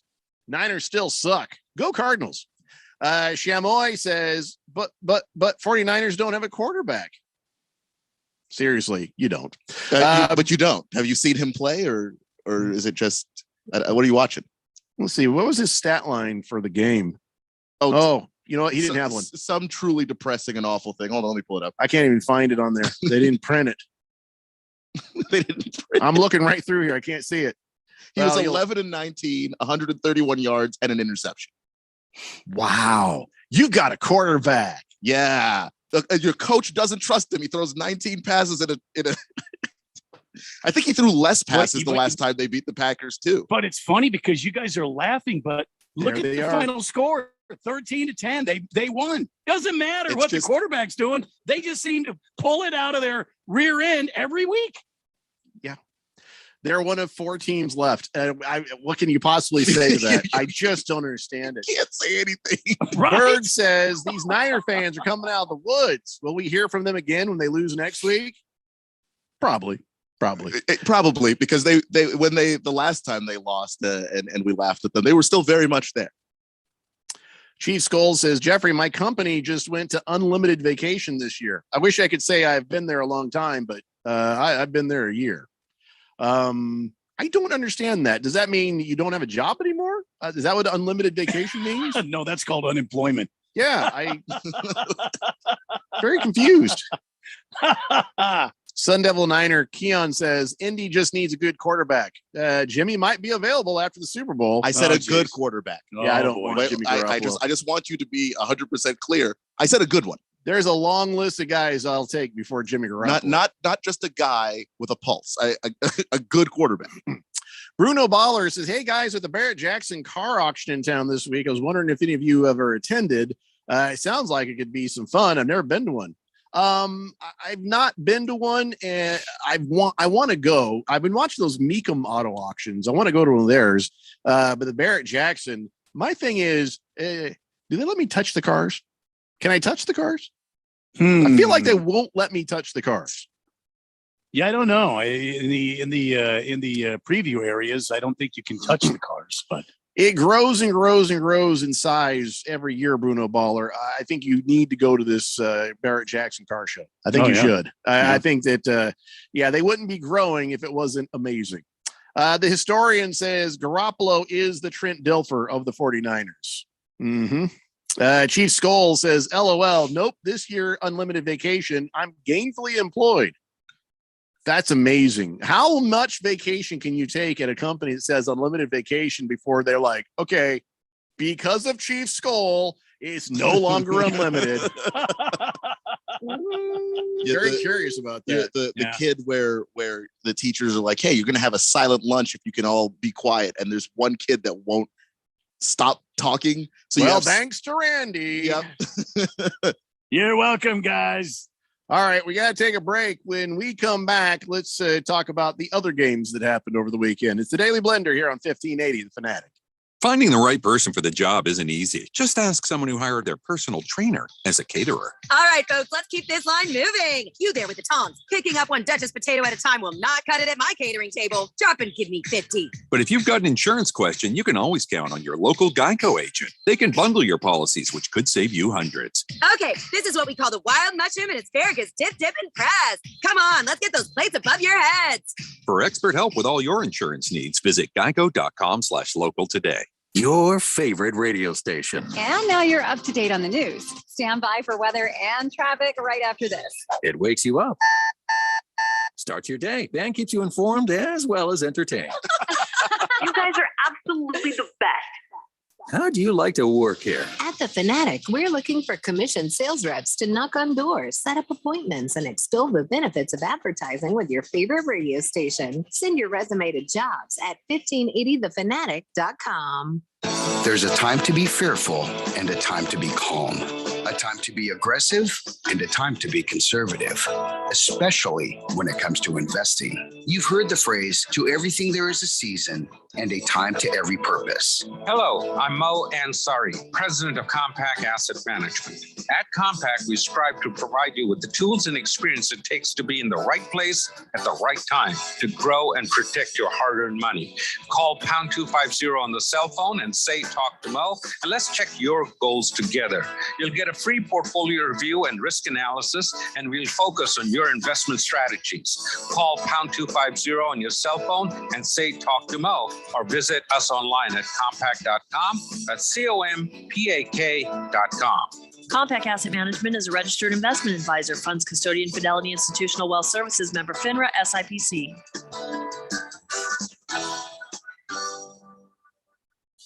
Are you a planner? Do you like to plan ahead? Then, of course, you already have a plan to call Harman Solar, right? Bruce Jacobs here. It should be at the top of your list to get solar now and enjoy huge savings next summer. Up to 85% on your monthly bill with zero down and no payments for 12 months. Then you can plan what to do with all that extra money. Harman Solar is a family-owned, women-owned, local company that uses top-of-the-line equipment. Call Harman Solar 800-281-3189 or go to harmansolar.com.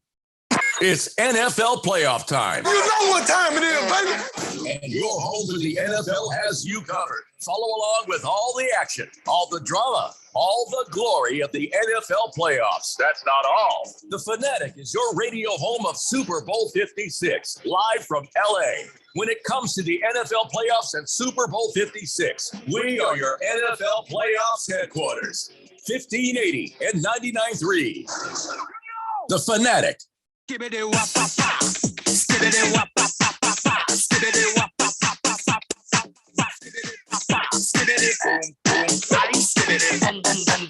the Daily Blender here on 1580 The Fanatic. All right, so later on tonight, you've got Hamilton and Chandler, some boys high school basketball from the AIA here on 1580 The Fanatic. And of course, tomorrow we got Michigan State Trojans. No, Spartans, Randy, against the Illini, the Fighting Illini. Why did you just say Trojans? I'm just messing with you.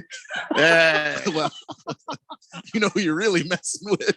I'm probably everybody. But the Fighting Illini from Illinois will be hosting the Michigan State non-Trojans. That's right, the Spartans there at 5 p.m. here on 1580 The Fanatic. Somewhere in Phoenix. I'm aggravating everybody. He's yelling profanities inside his car. As if it's the first time. Oh. Smooth. My voice just went completely out. I don't know how much longer I'm going to make it. That was a hex from Radio Ron. He warned you. He did. All right. So again, still trying to get caught up here on the text line. We'll get to that here in a moment. But first, I just going to say I'm very, very proud of myself. I really didn't think it would go this way. I really thought last week when I downloaded the DraftKings app that I was going to just bite it. I really thought I'm like, man, I did some dumb things. And then I did some smart things. And I learned that is a place to have some self-control. Be very deliberate, do your research. And so at first with the free bets, I was just like a kid running around on the playground with chocolate all over my face. Like I just bet on, here's a free bet for this. Sounds good. Doing it. Click.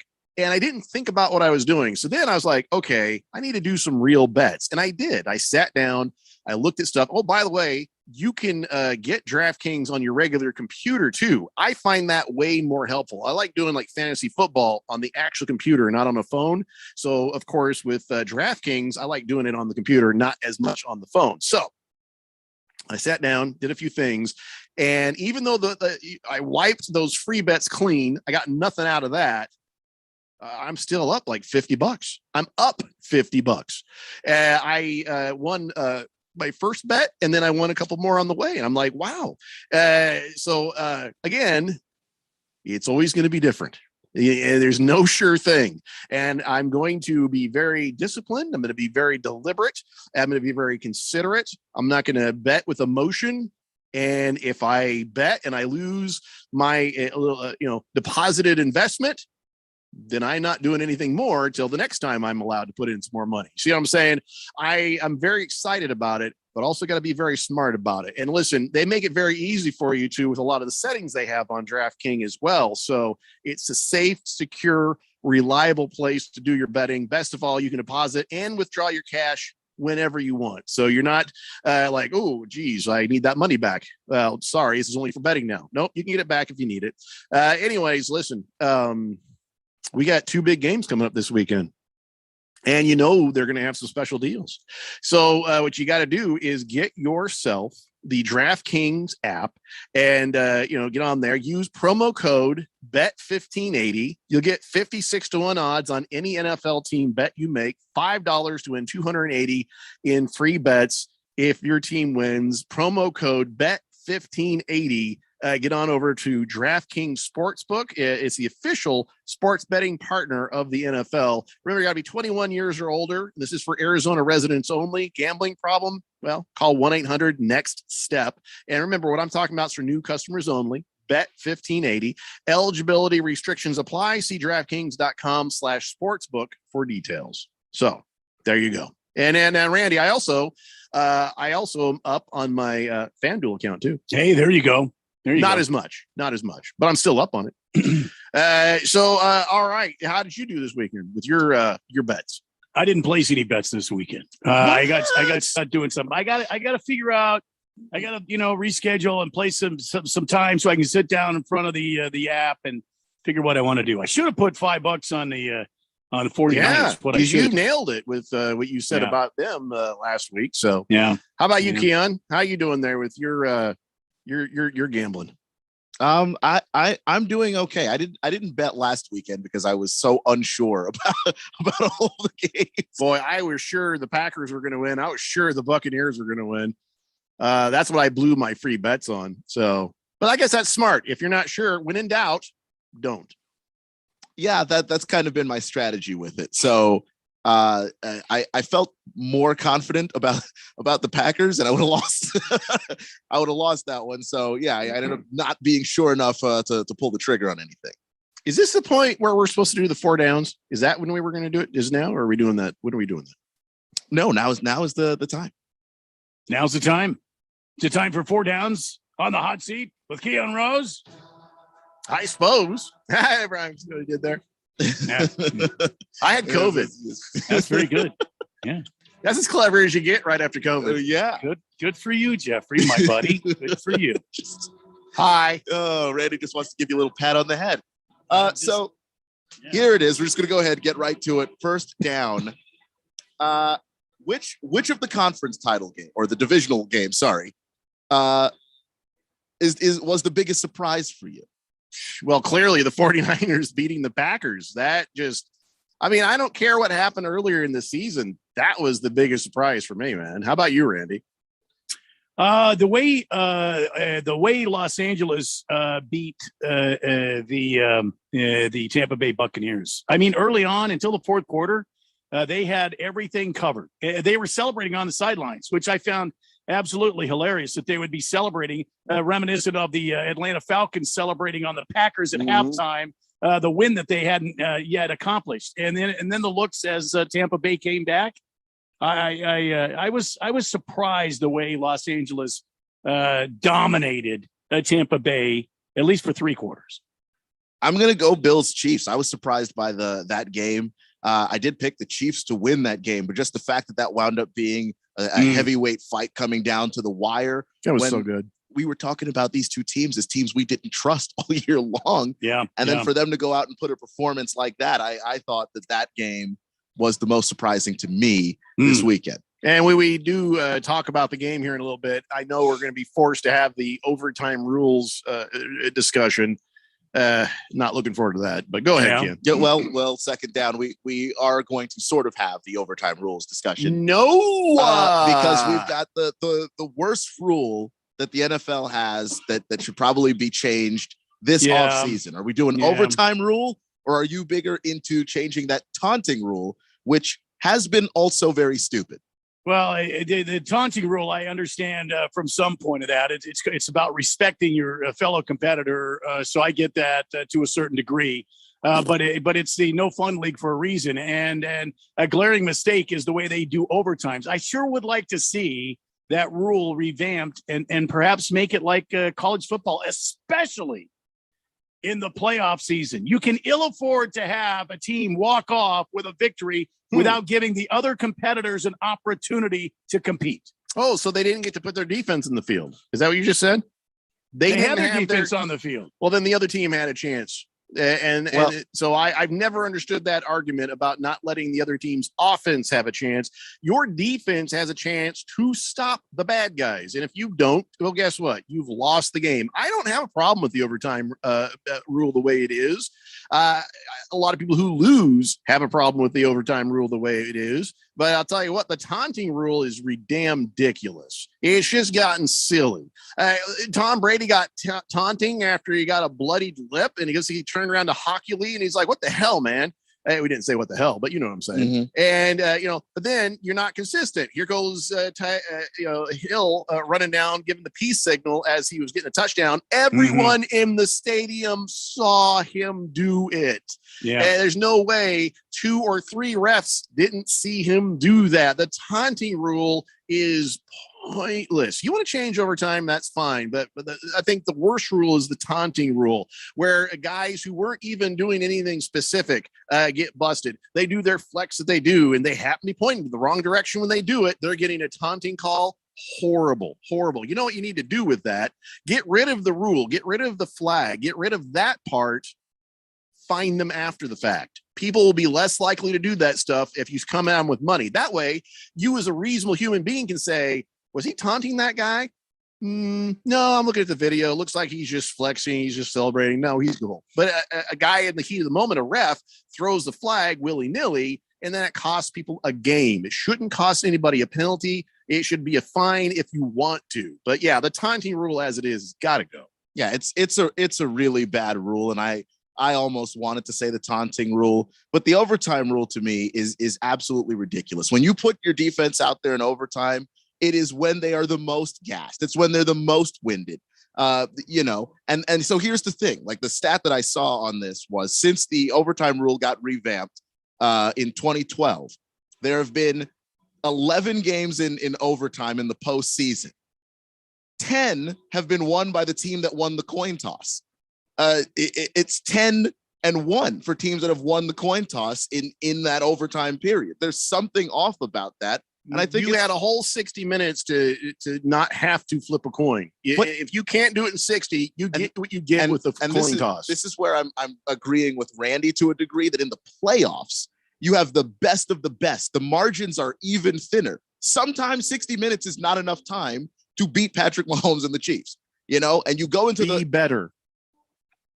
I mean, I don't know. We got a great game, and I feel robbed as a fan watching that game because I would love to have seen Josh Allen get a chance to respond to that touchdown. And instead, I watched a defense that was winded because these two guys are mutant quarterbacks, and so I ended up having a coin toss decide which one won. Well, Be better. And my question to you, Jeffrey, on this rule is, well, then shouldn't it be sudden death overtime if you kick a field goal as well?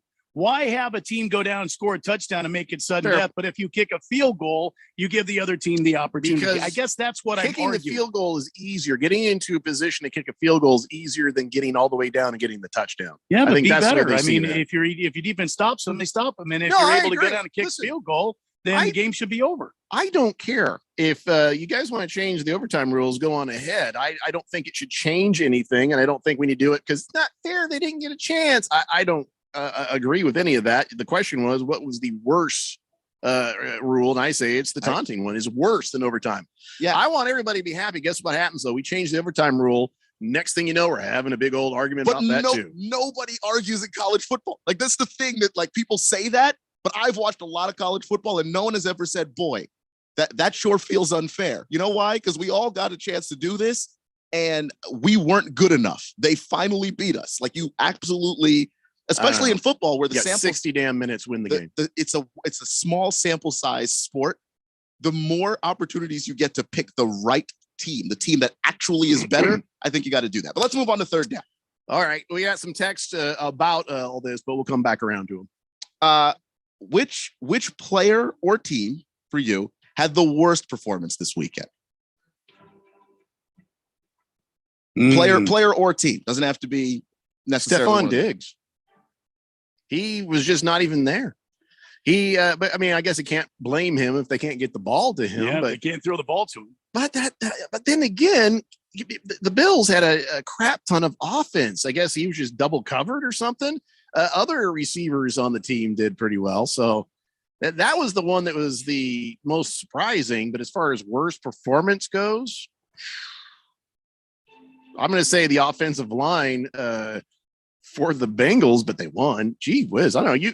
You take a turn, Randy. I got to think about this. Well, I think the Tennessee Titans had the worst showing. Supposed to be a number 1 seed, completely unprepared. You sack Joe Burrow 9 times. Your offense can't score a touchdown. You have quote unquote King Henry coming back off of a foot injury. You can't figure out some way to beat the Cincinnati Bengals. In my opinion, the number 1 seed Tennessee Titans had the worst showing of the weekend. No, I got my answer now. Jimmy Garoppolo. They won, Jeffrey. Yeah, he gets the W, but he did not look good doing it. I sort of agree with Randy, but I'm going to go specifically the Titans defense for exactly what Randy just said. You sacked Joe Burrow 9 times. So tell me why it is that Joe Burrow had 348 yards passing, despite the fact that you were able to get back there pretty much whenever it was that you wanted. Good D-line, not so good safeties and quarterbacks. I mean, well, they have Kevin Byard back there. He's one of the best safeties in the league, and they've been not yesterday, not the day before. I mean, yeah, I mean, he didn't play well that day, but again, why I'm blaming that defense, because you can't get to a quarterback like that and get your hands on a quarterback that many times in a game and have him light up your entire secondary in that way. Especially Mike Vrabel, and I know he's a good coach, but that's simply not good enough. So let's roll on to fourth down. On the hot seat and wrap this thing up. What is the best storyline left in these playoffs?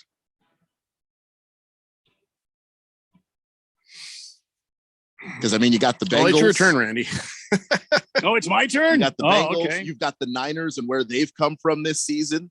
Yeah, there's no good storyline between the 49ers and Rams, but you got Joe Cool for the Bengals, and you got Patrick Mahomes, who we all just sort of wrote him off earlier in the season, and now all of a sudden, click, bang, boom, the Chiefs are back. So I think a second win in the Super Bowl for the Chiefs, who've been there 3 times the last few years. That's a pretty good storyline. Joe Cool going from the lowly Bengals from worst to first, and there they are right now with a chance to get there. I think that game right there is the big game. That's the primo game, the AFC Championship game. There's their storyline. There's no storyline with the 49ers. There's no storyline. Well, I guess the Rams, seeing that Stafford is sort of Are you me going right to answer all the questions? I'm answering all of it. But I'm going to. Wait, you saying which team storyline? Yeah, like just player, team, whatever. Like whatever storyline you just find the most interesting. I think the Bengals. Man, Joe Burrow and the Bengals. Yeah. What do you say, Randy? Well, if he's going Bengals, I'm going to go San Francisco 49ers. From complete decimation and injury. Now you're playing for the right to play in the championship game. Everybody expected the Rams to do it. Everybody on the planet expected the Rams to go to Super Bowl. Nobody expected the 49ers to come back from where they were and be in the championship game. That's true. That's true. I'm gonna go with the Rams though. The redemption of Matthew Stafford. The thing that everyone always said about him. I predicted give him a team, he'll be able to go to a Super Bowl. What are you laughing win at? playoff I games. I remember week 1, Jeffrey did say that. Just the fact that he's able to actually do it, and there were points we doubted him this year, and we weren't sold on that team. I think Matthew Stafford is a fantastic story unto himself. That's 4 downs. That's we're only 5 minutes late for break. By the way, we started late, which was also my fault, but whatever. I love that I go ahead and I called Jimmy G out, and then this is the first time I've had a Jesus effing Christ text come in before. Mission accomplished. It's the Daily Blender here on 1580 The Fanatic. Business people like it straight and to the point. So here it is. Bruce Jacobs here to tell you take control of your utility expenses by calling Harmon Solar right now. They can save up to 80% on that monthly electric bill with 0 down and no payments for 12 months. Level your energy costs. Protect yourself from inflation. How's that for straight and to the point? Here's more. Harmon Solar is a local family-owned company that uses top-of-the-line equipment. Call Harmon Solar 800-281-3189 or go to harmonsolar.com. I'm Serena Williams. You watch me live on TV. And I'm the girl from that alien movie you watch on demand. Our worlds have been brought together thanks to DirecTV Stream. Why are you whispering? Because the alien will hear us. Maybe let the alien know you can get DirecTV Stream with no annual contract. He seems pretty excited by that, actually. Introducing DirecTV Stream, the best of live TV and on demand with no annual contract. Get your TV together at DirecTV.com. Requires high-speed internet in the device. Content varies by package and location. Restrictions apply. Hi, this is Bruce Jacobs for my friends and former employers at ProCopy. For over 20 years, ProCopy has provided Arizona companies with the best office equipment available from companies like Ricoh. More importantly, they provide outstanding service after the sale with a 96% retention ratio and award-winning technicians. 3 years ago, they joined the Flex Technologies Group, an Arizona-based nationwide group of companies that share ProCopy's commitment to excellence. So if you have branches anywhere in the United States or just here in Arizona, you can get great personalized service even during the current climate. We use them here at the Fanatic and Money Radio KFNN, and they never disappoint because they remain a local company. They give back to our community by supporting ASU and the Thunderbirds through the Phoenix Open. The ProCopy Foundations has raised hundreds of thousands of dollars. That makes doing business with ProCopy good for your business. Just give them a call at 602-ProCopy. That's 602-776-2679. Are you paying too much for term life insurance? There's a tremendous price war among the major term life companies. Rates have dropped dramatically in the past 2 years. For example, a man age 45 non-tobacco user, $1 million of coverage is only $75 per month, level for the next 10 years. Or a man age 50 non-tobacco user can buy $500,000 of coverage for a monthly premium of only $110, guaranteed not to change for the next 20 years. That's right, level rates for 20 years. And if you're a smoker, we have great rates for you as well. At the Term Lifeline, we specialize in policies of $500,000 and above. So if you're looking for new or replacement term life insurance, call right now for a free quote. Rates and availability may vary by state. Sample rate quotes are based on preferred non-tobacco underwriting exam required to qualify. 800-807-1981. 800-807-1981. 800-807-1981. That's 800-807-1981. The most important event in sports could happen at any time. Like right now. Or right now. Or even now. Don't miss history. Follow us on Facebook, Twitter, or at 1580thefanatic.com.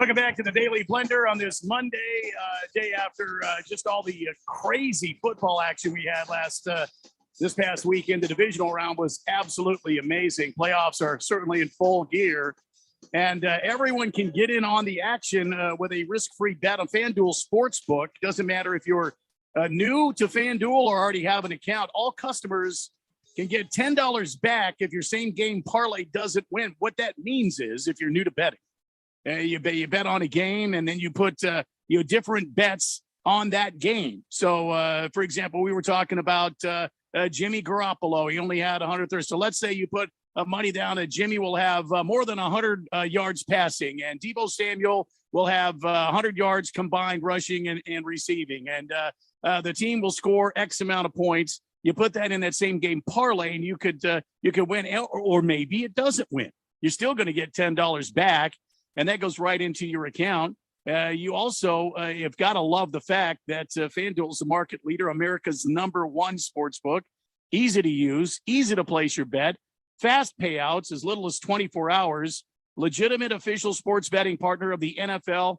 Man, you cannot beat FanDuel when it comes to having fun, being secure, and being up to the minute when you have FanDuel. So new customers today, you can join using promo code Randy1580 to get your risk-free bet. Plus, if you're first-time betting with FanDuel, you can enjoy 30-1 odds on any team in the divisional round. I guess that's you'd have to check on that one. Using promo code Randy1580, you just go to FanDuel sportsbook.fanduel.com, get the app for yourself, and get yourself an account. FanDuel, an official sports betting partner of the NFL. Remember, you've got to be older than 21 and present in Arizona. Bonus issued as a non-withdrawable site credit, expires in 7 days. Max bonus $10. Restrictions apply. See terms at sportsbook.fanduel.com. If you got a gambling problem, call 1-800-NEXT-STEP or text NEXT STEP to 53342. All right. Well, I've got a lot to answer for now on the text line for just poking the hornet's nest with a stick. That's what I do. Yeah. So I guess I'll start from the top down, and we'll get after this. Good Cat says, Randy, throw a flag on me if you think this warrants one, but I don't think Kyler Murray has the heart, the passion, the desire, the fire, the testicular fortitude that Joe Burrow has, Josh Allen has, Patrick Mahomes has. There are some of the others do, and I don't think he will ever have it based on his pouty, whiny face and the way he looked in the last half of this season. I will tell you that I feel very much the same way, and I don't think the fact that I don't think that you're correct 100% saying he doesn't have the drive and the fire and the fortitude. He just doesn't have the courage right now, and he's not mature enough to lead this football team. I will agree with you 110% on that. He's used to winning and having things his own way. And guess what, Kyler? It's time to kind of grow up and realize you're in the NFL now. And Good Cat also says Burrow got sacked 9 times. He pulled up his big boy pants and did what was needed. And I just don't see Kyler doing this. I agree. All right. Let's see. Fubar says, is there a way I can still get in the fan pick 'em and win? No, it's kind of too late now. Too late. Way to be right on top of this. So you sent me this for a reason there, Keon, right? You put this on the text line for a reason? I did, just possibly for discussion later. It is it's about sort of what that last texter was saying about Kyler Murray, sort of, except that this is sort of Michael Bidwell, and they asked him about essentially. Here's the quote. Here's the quote from Bidwell that is interesting, and this is what I brought up earlier, saying 49ers and Rams from your same division, the NFC West. He says, anytime you see your direct competitors in the playoffs, it should bother any football fan, and it certainly bothers me. Yeah, it bothers me too. Yeah.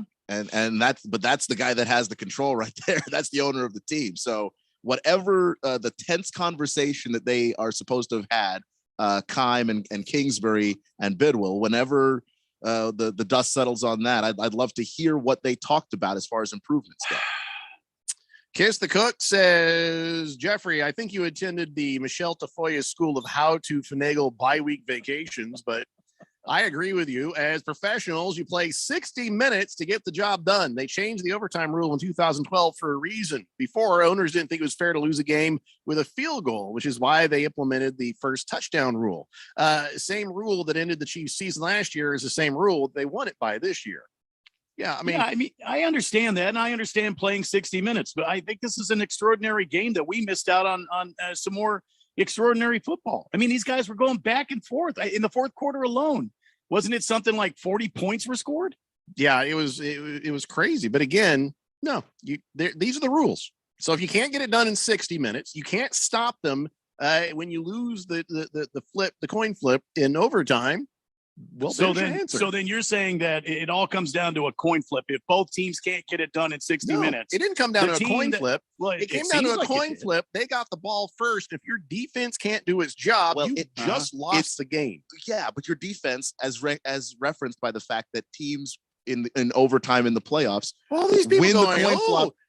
Defense wins championships. Defense wins championships, except for in overtime. Then it's just not fair. Well, I'm not the person who said that, but because I've seen offensive teams just obliterate people and go and win Super Bowls too without having a great defense. But the point is, yeah, you if a team is beating another team in those scenarios 90.9% of the time, your overtime sucks. Fix it. I don't know how else you fix it. You don't have to make it exactly like college if you don't want to, but one team, when their defense is most likely to be the worst version of itself, is being asked to use just their defense and nothing else. And the shame they couldn't do it in the first 60 minutes. The only deciding factor is a coin toss at that point. Yeah, exactly. 60 minutes to get it right. You don't, I'm sorry, but guess what? Everybody's tired after 60 minutes, not just the defense. Yeah, but the rules of this league are offensive rules. We lean offense. So you're asking the team who has offensive. I'm not whining because my team doesn't play overtime playoff games. So your team they don't take playoff games. They do. They did last year, literally. But you guys are the 49ers last year, kind of. Except for when we didn't win in the playoffs. But again, it's the Washington football team for sure. It's that's not what I'm getting at. I'm just saying, like, if you have a league where the rules skew towards the offense, and they do, then you can't just say defense ought to get it done, period, because the rules favor the offense. Look, I would go about it this way. I'm sorry to interrupt. I'd go about it this way. Instead of saying, okay, we're starting a whole new game now, and that's you've exactly got what the ref 15 said. minutes and 3 timeouts for each of you, and we will continue for 15 minutes, and if nobody scores at the end, we'll move over to sudden death. You should say, like, look, bottom line, where I'm going to flip the coin. Whoever picks it, you're on offense, or you have the choice. You can be offense or defense first, and it's sudden death. Whoever scores first, it's over. Done. It could be a damn field goal. It could be a safety. It could be a damn touchdown. Whoever scores first, game's over. All right, how about Don't give me this business of going through the coin flip and we're starting a new game and all that BS. How about I just make it easy? I don't care what you do. Whatever it is you decide, fine by me. You want to change it to some other way of deciding in overtime? God bless you. But after you do, shut the hell up about it. Because I'm still in the team that says if you can't win in those first 60 minutes, then you get what you get in overtime. Whether the rule is the coin flip and the touchdown and the field goal or the thing or the sudden death or that, I don't give 2.5 craps. It's a set of rules that everybody has to play by. And if you can't survive the first 60 minutes, you get what you get in the next 15. The end. So you go figure it out, Keelan. You go figure it out. You just let me know. It's already figured out. There's a sport there's a level of this sport that plays the same damn game, and they've already figured it out. Good. Go figure it out. Just do that. Go figure it out. I don't have to sort. I don't have to sit down and be a genius. No need to get on the phone with Goodell. Get this thing sorted. I don't want to hear about it anymore. Get that puffy Irish bastard on the phone and tell him what needs to happen. Get it done. Go figure it out. They give you a private jet. Sort it. Sort it out. Rob Diz says, new book for Jeffrey to write coming soon. Jeffrey O'Brien's Guide to Not Betting Like a Jackass. Yeah, that's it. That's all you got to do. Just and listen, you may lose a bunch in a row just as long as you're being careful and deliberate. A lot less stress when you do it that way as well. Rob Diz also says fate should not decide a full season of guys playing through injury and that much adversity. Agree. Yeah, you know what? Fate doesn't need to decide it because you had 60 minutes beforehand to decide it. But it came down to a tie. Well, boo-hoo, And Buckaroo. fate Maybe you should have played better. Fate is the How? coin toss. And you watched that game. How? Well- The Bills and the Chiefs were on fire. You How? know what? They Played waited better. Oh, well, if they could have done that in the entire game, the score would have been 183 to 199. I mean, come on. Those scenarios are Play different. better earlier then. People are more rested earlier. We You know sucked. this. There's We a sucked reason for why. about 42 minutes, boy, but that last 2.5 minutes, we were amazing. No, come on, Yeah, man. defenses get tired. Players get tired. So the game changes. And now the game's changed. Work after, out. after Stretch. 60 minutes, and you're telling me a coin decides it? Get Give in me shape. a break. Get in shape. Win the damn game when you're supposed to. Boy. So tired of this overtime conversation. All right, guys, that's 2 hours down and 1 to go. We will try to get caught up on your text when we get back and maybe talk about the other game that happened. It's the Daily Blender on 1580, The Fanatic.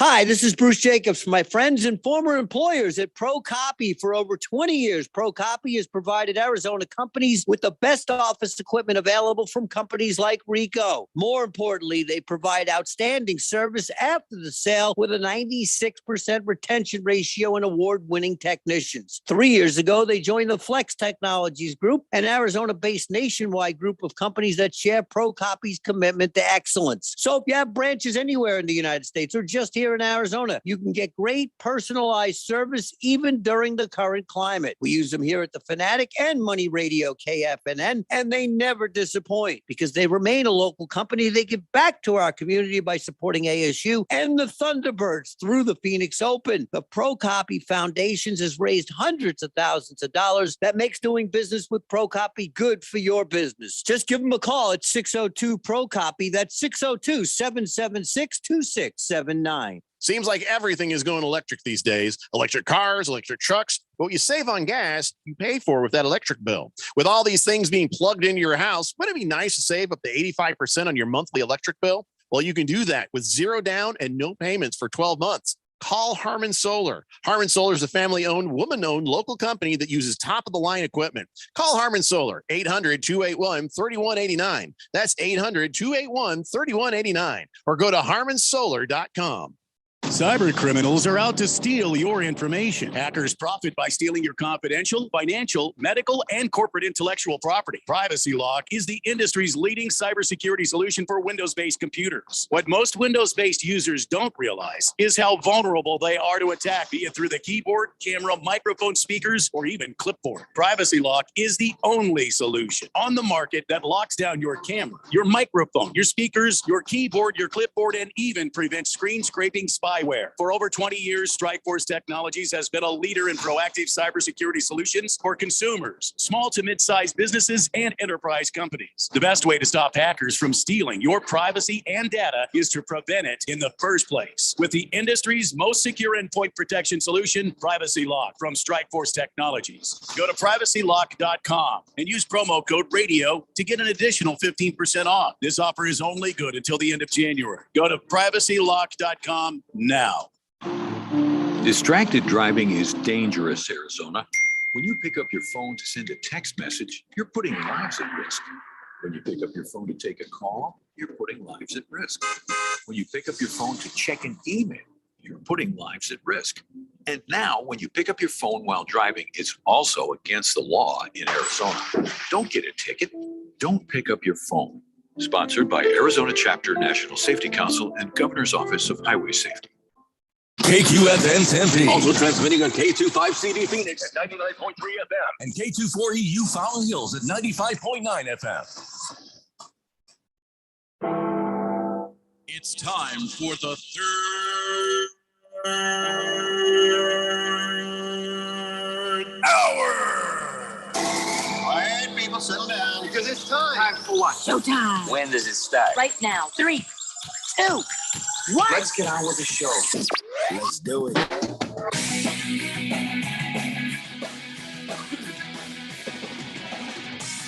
Wow, I just realized something.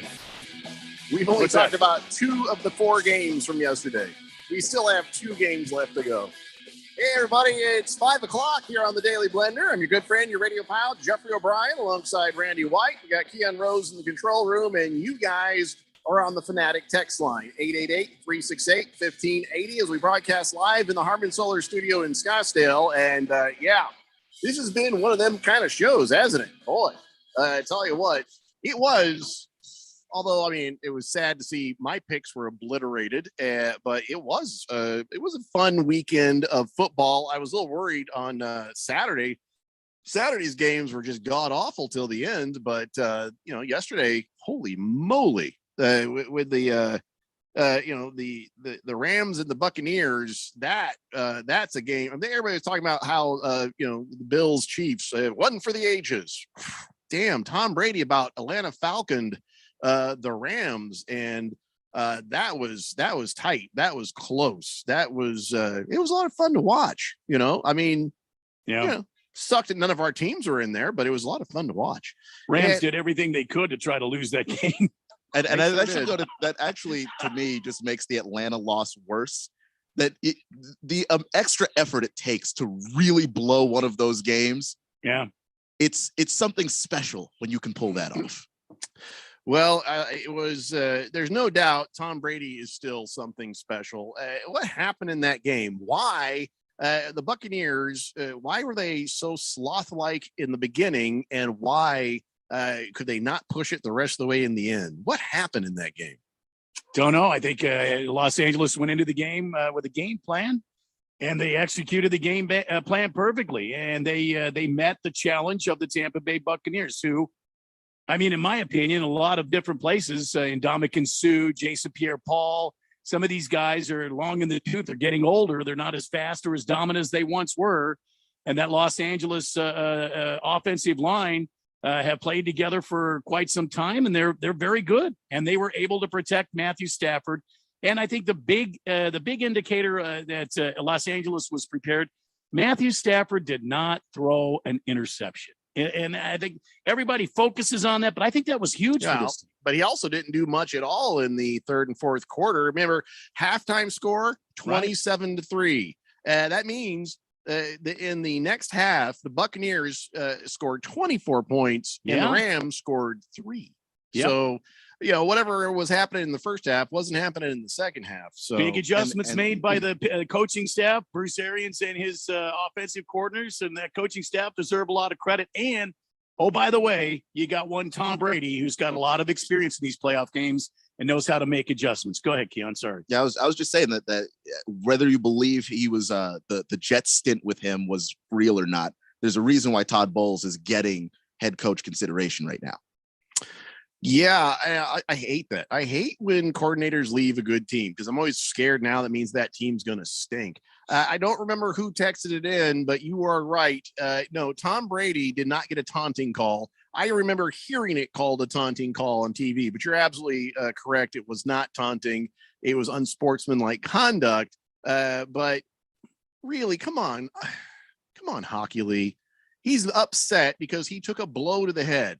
You can't say he didn't take a blow to the head when he's got a bloody lip. That means that there was contact to the helmet, chin strap, the whole thing. That what it was is a chin strap, I think, pushed up into his lip like that when he took the blow. So you can't blame. But I mean, this is where I talked about earlier. The minute you swear, you've lost the argument. If he turned and been like, dude, look at my lip, I am bleeding. How do you tell me that wasn't helmet to helmet contact? Then later he'd be, but I'll tell you this, Tommy Brady has potty mouth. You know that now if you've watched any of his documentary or you've seen it. Like, he does. He throws around that F word. Well, some people don't like it. It's like, well, here, I've actually had to have this conversation with people in my life where I say, I'm not swearing at you. I swore in the conversation with you. I wasn't cursing you out, but I was cursing but it's too late. Once you swear, you've lost the argument. And I mean, old Ed Hockey Lee never would have done that. Ed Hockey Lee probably would have turned his mic off and just said some choice words right back at Tom Brady. He would have just flexed. Yeah. Tom Brady may not have been brave enough he may not have been brave enough to say anything to him. That would have been the end of the argument. course, Tom Brady asked your dad about me, like he says to other players and stuff. So, all right. So Tom Brady loses to the Rams, and he lost a nice chunk of money because of it. He lost his $500,000 incentive bonus for winning the game. Then there was another one coming if they beat the Rams. There was another one coming if he would have won the NFC. Another one coming for so he lost almost $2 million there. Maybe 3. I think Tom Brady's going to be just fine. Well, unless his wife makes him quit. You know, she's been on his back to stop playing the football and carry her water bottle while she gets her pictures taken. I mean, Bruce Arians says he'll be back, though. Bruce Arians says he'll absolutely be back. No chance they're going to send him down the driveway, is there? Because it seems like lately he's sort of screwing up a little bit. I mean, he did not handle a thing with Antonio Brown as well as maybe you'd like to see him. He's smacking around a player. I don't know. He's not in danger, is he? I don't think he is. Again, if that player had come out and said something, maybe that. And the Antonio Brown thing, I believe Bruce Arians was against it the entire time. And between management and Brady, they went and got Antonio Brown over his head. So I don't know that he can be blamed for that necessarily in that building. What about his weird love for Blaine Gabbert? That's got to be a concern. Calling him the most underrated player in the NFL. That's enough to get you a 72-hour hold for psychological evaluation in some places. It is a sign of bad judgment, but fortunately, as long as Tom Brady's there, he doesn't have to make that decision, and we're not going to see Blaine Gabbert rolling out into glorious battle for Tampa Bay. You hope. Because then it might be time to go, Bruce, nursing home? I don't see how Bruce mishandled the AB thing. I mean, he just said, you know, it was when he was asked about it, he's no longer a Buck. Now we're moving along to the guys that helped win that team today. You can't one up a crazy person and say, get the F out of here and not think that they're going to escalate. You know, he should have probably been like, I need you on the field. I'm hurt, coach.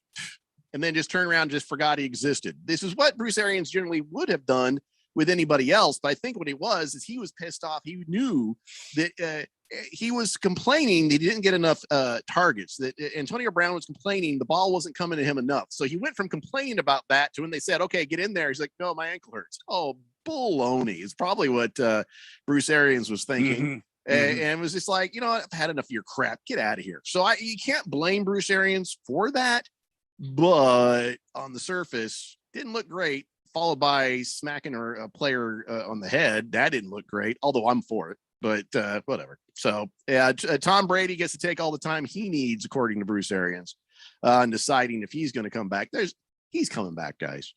There's no way. Yeah, no, he's absolutely coming back. And the fact that he's confident that Brady is coming back means that he feels sure that he's coming back, because I believe those two are connected. I don't think Bruce Arians sticks around to build up a young quarterback. He's working with Brady, and that's why it goes. Yeah, and Arians said he'd be shocked if he doesn't come back and play. I think Tom Brady didn't want to talk about it because he was just a little salty about the whole thing. He was a little bit aggravated on that. But, you know, you piss off Tom Brady, what does he do? Comes back at you again. So, no, I think until he wants that 8th ring. The minute, if he had gotten that 8th ring this year, then he'd go bye-bye. He just wants one for each finger. Thumbs don't count. He wants one for each finger. You know, I mean, thumbs don't count. Well, come on, isn't that hip chic and trendy? Nobody wears rings on their thumbs. I see a lot of people wearing thumb rings. A lot of people wearing thumb rings. They'll probably spend a lot of time up their keister too. Nobody wears rings on their thumbs. Ooh, nobody wears rings on their thumbs. Damn, explain that one to me. I didn't know that you wear thumb rings for specific exploits. I am really not trying to give you any ideas. I just think Tom wants to double up on Joe Montana. He's got 4, Tom's got 8. Then you walk away. I think you'd walk away with 7 if you wanted, but no, I don't think he's done. I don't think at all. Kiss the Cook says, now I get it. Keon would like the rule. Okay, everybody's still upset about the overtime rule conversation. Keon wants the rule to be changed because he feels cheated. Whereas us baby boomers looking at it as a great game, move on. Participation ribbon, Gen Xers feel cheated. Well, okay, I'm not a Gen Xer, but anyway, no. I don't personally feel cheated. My team is never in these situations. So no, I don't personally feel cheated. My thing is, if you're going to say in the playoffs, we want to make sure the best team wins this game, both sides of the ball got to play.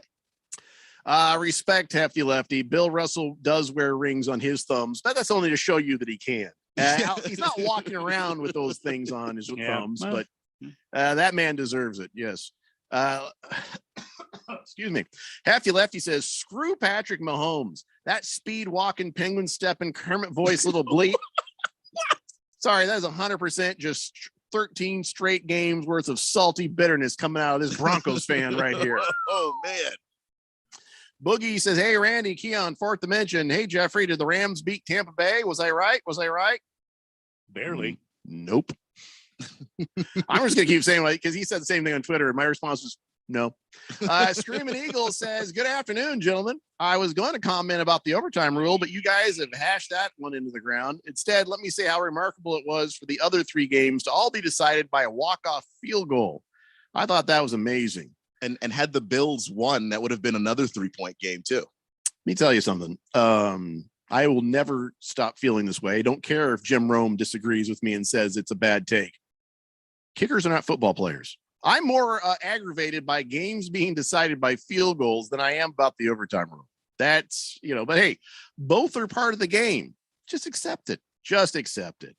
Jagdog says, you never got back to my text above, Jeffrey. Keon, I can't wait till Washington signs Jimmy G to a 5-year contract. I just hear what I have to say right this moment, because I do not want to have to repeat this. If they sign Jimmy Garoppolo, which is fully inside of the Washington scope of things to do, if they go sign Jimmy Garoppolo, I'm not watching them this season. I refuse. I will watch the 31 other teams that play in this football league. I will not watch my own team. I'm not watching Jimmy Garoppolo in burgundy and gold. I'm not doing it. I draw the line right there. That's not the angry Kill Bill music, Randy. I know, but that's the only one I have right now until I get the whiskey. I heard you play it the other day. It was on another application. I had to go get it. That didn't make any sense right there. It's just like, oh, look, Keon's got theme music. Jagdog, okay, here's what I didn't get to read. He says that Joe Burrow has won twice as many playoff games in the last 8 days as Dak Prescott has won in 6 seasons in the NFL. Overrated. The Dallas Cowboys. I think Dak in a better place could do better. Keep me sane, because my team is bad, but their team has all the hype, and they're still just as bad. It's great every time. Fish Tank says, who sounds more like the Kermit the Frog, Mahomes or Chief? If you put not Chief, nice. Patrick Mahomes, and Andrew Luck in a room, No, I've got the answer. One of them sounds like a low IQ Kermit the Frog. Oh no. I'll just let you figure out which. No. Moist One says Josh Allen, brokenhearted, right here. Josh Allen is going to be for a whole lot of years a stellar quarterback. I feel like we got Manning Brady for years, and that was great. I hope we get more Mahomes Allen, because that was fun. Yeah, that was a good game. I did enjoy.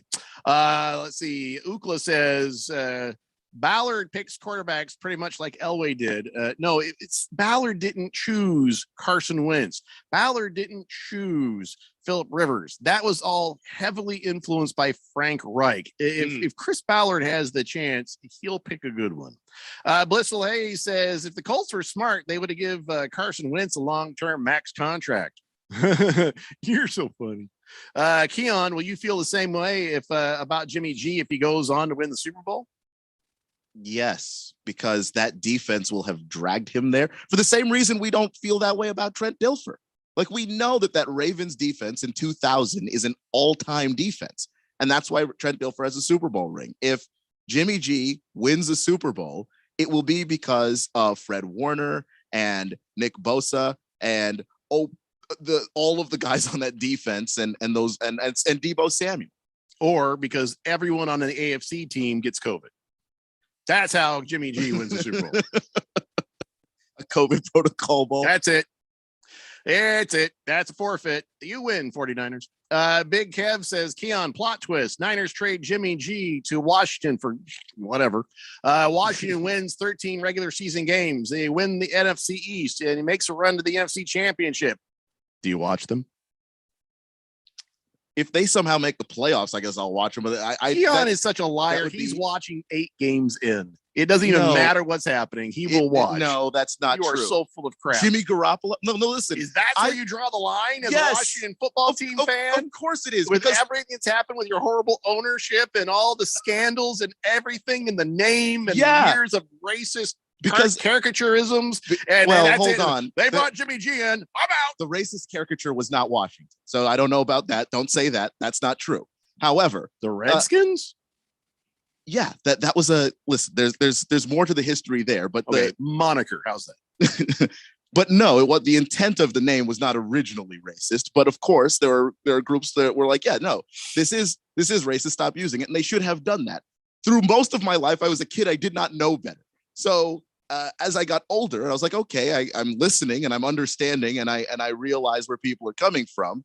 But when it comes to put a good product on the field for your fans, I've seen far too many bad quarterbacks, and I've seen Kirk Cousins play football, and you're going to get me worse Kirk Cousins? Please don't do this to me. I'm begging you, do not do this to me. Washington, Dan Snyder, you've screwed me over many times in my life, and I'm asking you just once to just go away and let the football people do football things. You know, it's interesting, though. Everybody wants Trey Lance. All the 49er fans still screaming for Trey Lance. And I don't blame them because Jimmy G is garbage right now. Even now. And it's a miracle that the 49ers are where they're at. So what happens if the 49ers win a Super Bowl? What do you do then? You can't get rid of Jimmy G then. Sure you can. Yeah, I mean, actually, that would be the best time because then you might be able to like trade him and get something back at his premium if you believe that Trey Lance is actually something, which I assume you do because you traded up in the draft to go get him and you gave up a lot to go make that move. Wow. And of course, well, I can't. I got to stop making fun of the Washington football team because then Keon goes on these like 20-minute rants. I'm sorry. Okay. I can't help it. Yeah, Lost Toby, I did see that the Rams are limiting sales of tickets to only the LA area. So if you're a Rams fan and you're trying to sell your tickets to some 49er fans, they're like, nope, if you got the wrong zip code, you are not coming to this game. This is actually a more aggressive version than what the Titans were trying to do to the Bengals. Yeah. And that's the problem with not having paper tickets. Is that what it is? They don't have paper tickets anymore, right? Right. So I hate that. You should be able to sell your damn tickets to whoever you want. This is America.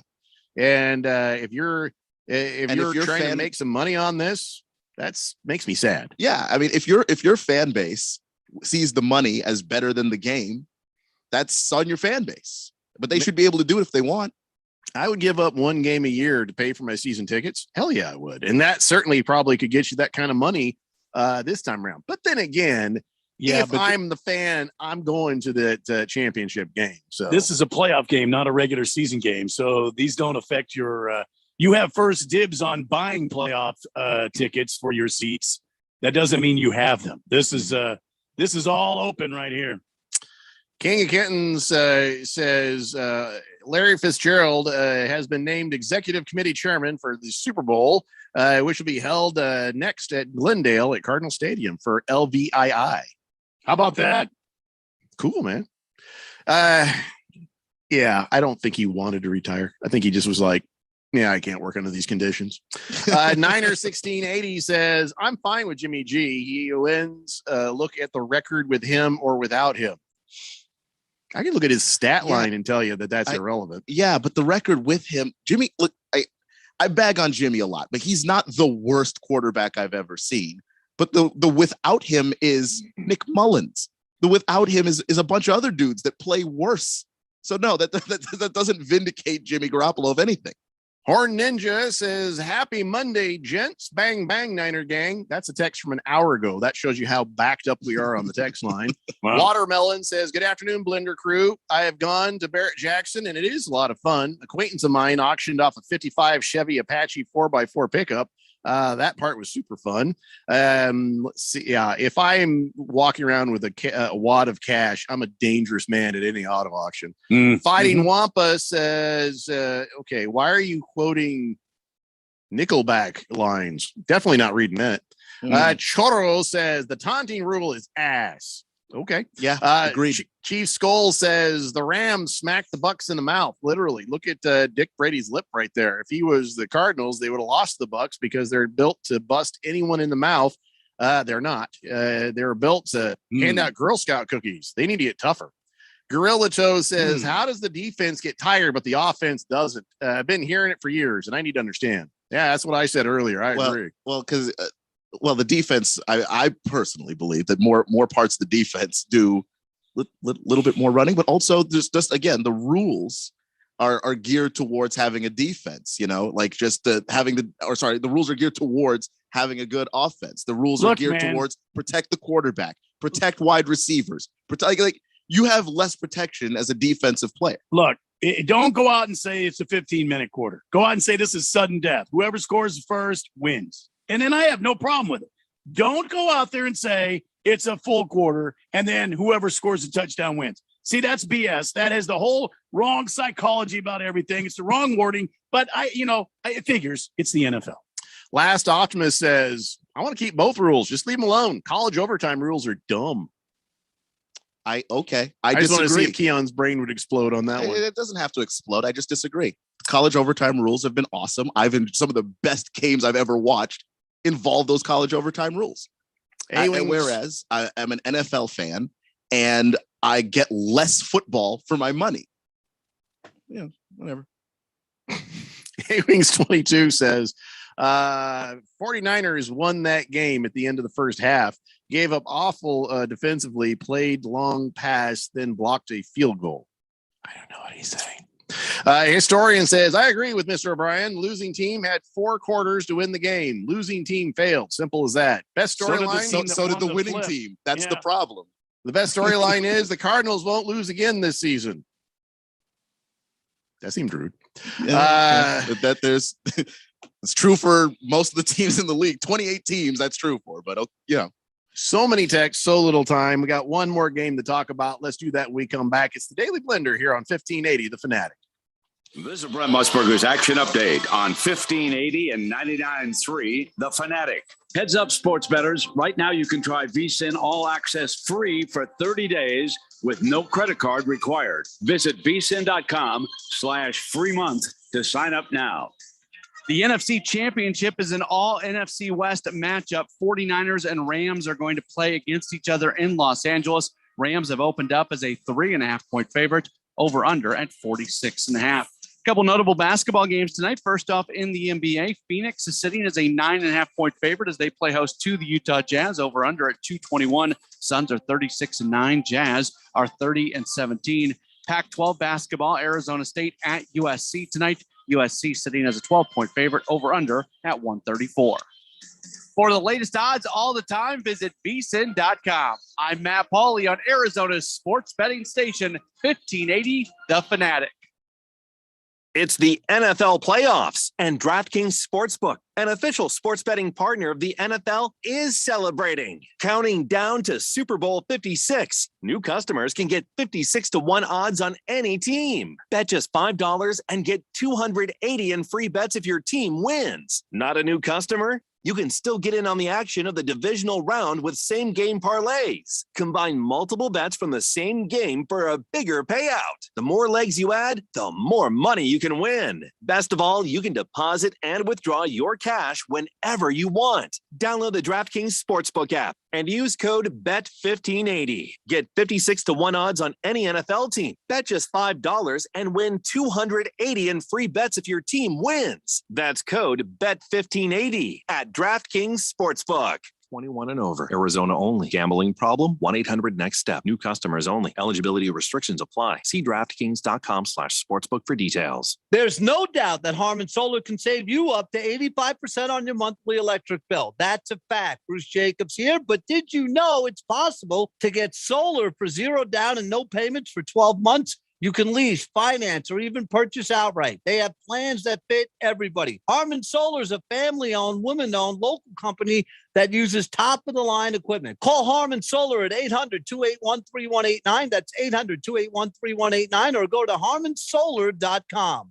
Do we have a retirement crisis looming in this country? Rob Canyor here from the Retire Right with Reverse Rob show, personally inviting you to a private screening of the movie The Baby Boomer Dilemma, an expose of America's retirement experiment by Doug Orchard Films. Please join us as my guest at the Harkins 101 Theater in Scottsdale on Wednesday, January 26, 2022 from 1 to 3 p.m. for this private screening with Reverse Rob to gain valuable information about the future of Social Security, Medicare, pensions, and 401ks. Seating is limited, so please be sure to RSVP as soon as you can to reserve your spot by visiting my website, www.reverserob.com, under the events section for additional information, or simply text your RSVP to this number, 602-361-1587. That's 602-361-1587. I look forward to having you as my guest for this riveting film that could help better secure your retirement picture and protect your valuable legacy.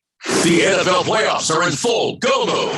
The league's way of weeding out the posers and bringing out the champions. Hey, we're going to win. It's going to be on us. It's do or die playoff football. Oh, yeah, I like that. And we're getting you set with all the news, analysis, inside info, predictions, and more. Let's talk playoff football. Let's go, boys. The NFL postseason happens here. Your home for the NFL.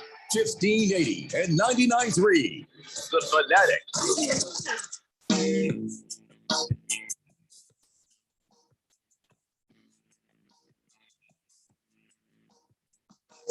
Daily Blender here on 1580, The Fanatic. Okay, listen, we're going out to the championships. All right, AFC Championship, NFC Championship. The football is exciting and it's fun. And sure, I've already made a couple of bets on this weekend's games because I thought, ooh, look at that. The spreads and the odds seem pretty well tilted in one of these games. I thought I should probably get on this before the line moves again, as we've learned from Josh Applebaum. And so I made a couple bets there, and I thought, well, you know what? There's another thing you could do: in-game betting. And I think I might try some of that this weekend. But listen, I'm a new sports bettor, and I'm having a lot of fun with it. And you can do it, at your own pace, at your own level. And, it's a safe, secure, reliable place to do it. It's a DraftKings Sportsbook. And I got to tell you, I love the app. It's very easy to move around in. And even if you make a mistake, you can undo it. You're like, oh, I didn't mean to do that. Here, click. Okay, we're good.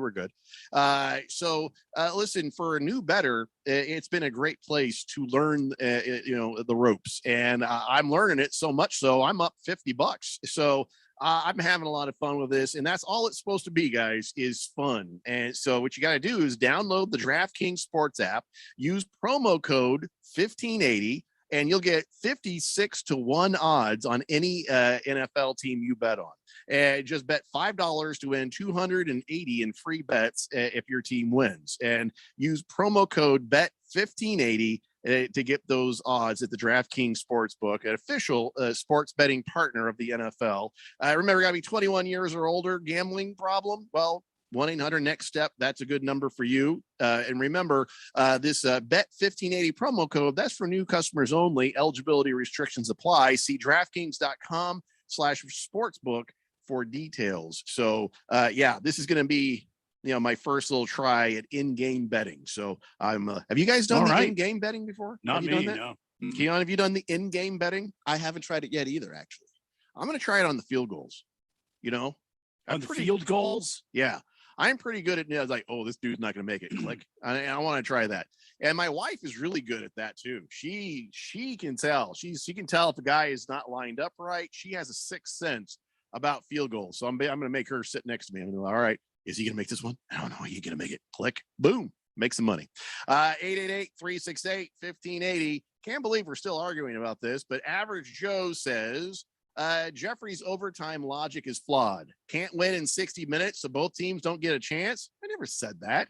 I said is whatever the rules are determined in overtime, those are the rules. And if you can't win it in 60 minutes, you get what you get when you get into overtime, whether the rules are what they are now or if they change it to the college football structure. What I was saying is, I don't care. I think a team should be able to win it in the first 60 minutes. And if you can't, you get what you get. whatever the overtime rules happen to be. I don't care. I'm fine with what they are now. If you want to change them to college rules, God bless. I don't care. And the thing is, like, I care because for me, I was having fun watching that game. And what would have been more fun for me as a fan would have been, all right, let's go see what Josh Allen can do. You know what, though? I was miserable watching that game. I hated every minute of it. Not really. Boomer Sooner says, Jeffrey, I got to tell you this quick story. His kicker for the Bengals out of Florida, he left school early because he did the scientific study that the NFL would be easier to kick in college because of the hash marks. He told the huddle before the game, winning kicks looks like we're going to the AFC Championship, boys. Yeah, I heard Joe Burrow tell that story, and boy, that could have gone either way, though. You know what I mean? That could have been, that swagger could have turned into, well, nobody would have heard the story. Well, or maybe we do, but we laugh at it. Like we laugh at Josh Rosen when he talks about the teams that he was going to make pay for not drafting him. Still waiting on them checks, Josh Rosen, are you? Still waiting, are you? Mr. Pringle says, hey, Randy, what are the Roman numerals associated with this Super Bowl? I have no idea. It's the stupidest thing I've ever heard. I think it's LVI. This is the United States of America. Put a 1 and a 50. Yeah, I don't need no VIIs, LVXK, CMCs squared. I need that crap. Well, this is not Rome. There's nothing wrong with Roman numerals. You just don't be mad because you don't know what they mean, but it's LVI. Well, good for you. The olive branch. Congratulations. Super Bowl 56. Yeah. The olive branch I will extend to Randy is that for Super Bowl 50, they spelled out, they used 50. That's the only damn good Super Bowl. You can't have Super Bowl L because it's like loser, That's why. Well, I don't know what to say. LI, there was LII, wasn't there? Lies. Roman numerals are Lies. Yeah. King Kitten says, for in-game betting, it really helps be hooked up to Wi-Fi. Regular 4G data connection sometimes won't be good enough for rapid in-game betting. Good tip there. I appreciate that, King Kittens. But since I don't ever leave the house these days, I think I'll be fine. Lost Toby says, get rid of the coin flip. Team with the most total yards should get the ball first. That's almost more fair. It's still weird because that could be fluky to a degree. Like what if you scored a bunch of points because your special teams is really good? You get punished for that because you didn't put down like you didn't have a Patrick Mahomes like offense. I don't give a crap about any of that. You start the game at 0 points.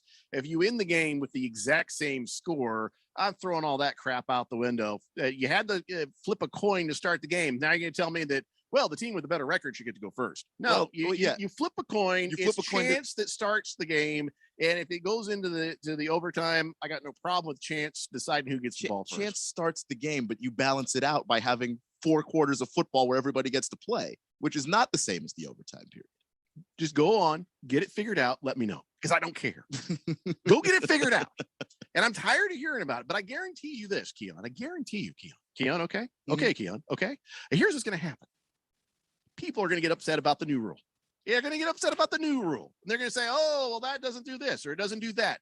Nobody is ever going to be happy. You know who's happy? Me. You know why? Because I think you should win it in the first 60 minutes. And after that, I don't give a damn. I don't care. I don't care if it's the Colts. I don't care. So what do you do if a game ends in a tie then? Shoot everyone on the field. Okay. All right. 50 cal comes out. Very Squid Game. That's it. But all right. Why not? Squid Game those sons of bitches. All right. I don't know. You know what? I don't care. Just somebody else figure this out. No Let me one, know what it Jeffrey, is, and let's just leave it. Jeffrey, no one wins with violence. It'll make me feel better. It's a little hard to say that about the game of football in particular. People win with violence literally every time a game is played. But yeah, that's also a good point. Football itself is pretty violent. Don't forget all them wars that got won with violence. Pretty much every violent encounter Boxing does have a matches, winner. Hockey games. That you could say it's immoral, but you can't say that no one wins let me just because say, someone definitely Randy, does. You see fourth dimension what I've done here? Everyone wins with these violence. guys. I've thrown these two guys into tailspins, and I just sit back and enjoy. He would have tried that if it was in person because I'd have won with violence. If this were an NHL game, Randy would be in the box for instigating, which I know that's what he's doing. Maybe in there for philosophizing. Lost Toby says, I am for keeping it the way it is. Yeah, I don't care. Change it. Go ahead. Leave it the way it is. Don't care. Just don't care. Prison Wallet says, when does Jeffrey's apology tour start for advocating violence? Never. I'm shocked you had the gall to type Jeffrey O'Brien and apology tour in the same sentence. Yeah, I ain't never had. And I don't think that'll ever. Nope. Nope. Bruno Baller says, how about during overtime, instead of a coin flip, they place a ball in the middle of the field. Each team goes their own end zone and they blow a whistle. First team to run towards the ball and get it gets the ball first. If they won't, if they're changing the way we do kickoffs, Bruno Baller, there's no way, because that's like 19 concussions on every time they try that. I like your idea, but it's never going to fly. Random Texture says, I'm going to say this because I want to hear Randy's opinion. I think overtime first possession should be determined by quarterback's height. Tallest quarterback gets the ball first. Sure. Josh Allen would have got the ball first then. Yeah, I know what he's trying to do. I know what he's trying to do. I'm not taking the bait. I'm not stupid. Mr. Wilbur says, oh no, we can't have these little boys go to a longer overtime because they're going to get tired. That was said by the same NFL people who added a 17th game and will likely add an 18th game to the schedule. Bunch of damn hypocrites. I don't know if anyone was talking about the tiredness of players in terms the of NFL was when they made the rule. Oh, did they? Yeah. Well, that makes this even dumber and a little more upset now. Swave Dave says, I won't root for the Rams, but I will root for Stafford as an old Lions fan since the days of Barry Sanders. Yeah, listen, I think I like the Stafford story. What a redemption year this is for him. I'm all cool with him. I mean, Cardinals aren't there. Other teams aren't there. Fine. So I can focus in on maybe a little bit of a feel-good moment when Stafford, after everything he's been through, wife with the brain cancer, being on a crap team, not being able to drink water out of the tap, all that stuff he had to go through in Detroit. And then now here he is showing everybody, see, I told you guys I was good. So that's kind of cool to see. You're right about that, Swave Dave. Let's see. Big George says, question for Reverse Rob. No, we're not doing this. He's not on the show. He's not on the show, Big George. Yeah. Doesn't he give a number? Call him. Well, he's actually asking a question about the 49ers and the Packers and the playoff games. I don't understand. Fubar 1000 says, better yet, Colts won't win. EB more this season, next season. A Jeffrey. Yeah. There's a certain point in the show where I need to stop reading his texts. Here's breaking news. Breaking news, ladies and gentlemen. Breaking news here on the Daily Blender. Newsflash. This is breaking news. Big Kev says that Ticketmaster has lifted the greater LA restriction on ticket sales due to massive public pressure. All right. Well, that's the end of that. The only thing corporations understand is about to lose money, must change rules. Must change rules. Yeah. And Thunder Snow, if you want to talk to Mo Ansari, well, then just listen to the damn commercial and just text him directly. It's the Daily Blender here on 1580 The Fanatic. Imagine the organizing possibilities with Lowe's. Where keeping it all together comes with Project Source Clear Storage Totes starting at $238, and iDesign plus the Spruce Storage Bin starting at $1298. Clean up your closet with the Closet-Made Brightwood Closet Kit starting at $119.98. Find it all at Lowe's Store and Save event, in-store and on Lowe's.com. Lowe's, home to any budget, home to any possibility.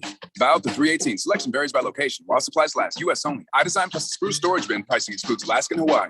We're on a mission to connect every Arizona service member, veteran, and their families to the support and resources they deserve to make sure that there are no barriers to the benefits and services earned through service to our country. Find out how we can assist you in Arizona. Visit connectveterans.org or call 866-4AZ-VETS right now to learn more. This message is brought to you by the Arizona Coalition for Military Families, the Arizona Department of Veteran Services, and Arizona's Be Connected partners. Bruce Jacobs here, and we're on to the divisional round of the NFL playoffs, and DraftKings Sportsbook, an official sports betting partner of the NFL, is celebrating with a huge odds boost for new customers. Counting down to Super Bowl 56, you can get 56-1 odds on any team. Bet just $5 and get $280 in free bets if your team wins. Not a new customer? You can still get in on the action of the divisional round with same game parlays. Combine multiple bets from the same game for a bigger payout. The more legs you add, the more money you can win. DraftKings is safe, secure, and reliable. Best of all, you can deposit and withdraw your cash whenever you want. Download the DraftKings Sportsbook app now. Use promo code BET1580 and get 56-1 odds on any NFL team. Bet just $5 and win $280 in free bets if your team wins. That's promo code BET1580 for 56-1 odds at DraftKings Sportsbook, an official sports betting partner of the NFL. 21 plus, Arizona only. Gambling problem? Call 1-800-NEXT-STEP. New customers only. Eligibility restrictions apply. See DraftKings.com/sportsbook for details. Cyber criminals are out to steal your information. Hackers profit by stealing your confidential, financial, medical, and corporate intellectual property. Privacy Lock is the industry's leading cybersecurity solution for Windows-based computers. What most Windows-based users don't realize is how vulnerable they are to attack, be it through the keyboard, camera, microphone, speakers, or even clipboard. Privacy Lock is the only solution on the market that locks down your camera, your microphone, your speakers, your keyboard, your clipboard, and even prevents screen scraping spyware. For over 20 years, Strikeforce Technologies has been a leader in proactive cybersecurity solutions for consumers, small to mid-sized businesses, and enterprise companies. The best way to stop hackers from stealing your privacy and data is to prevent it in the first place with the industry's most secure endpoint protection solution, Privacy Lock from Strikeforce Technologies. Go to privacylock.com and use promo code radio to get an additional 15% off. This offer is only good until the end of January. Go to privacylock.com now. Download the Fanatic app. News, scores, social media updates, and more on your smartphone, on your tablet. The free Fanatic app, available at the Google Play Store or the App Store and at 1580thefanatic.com.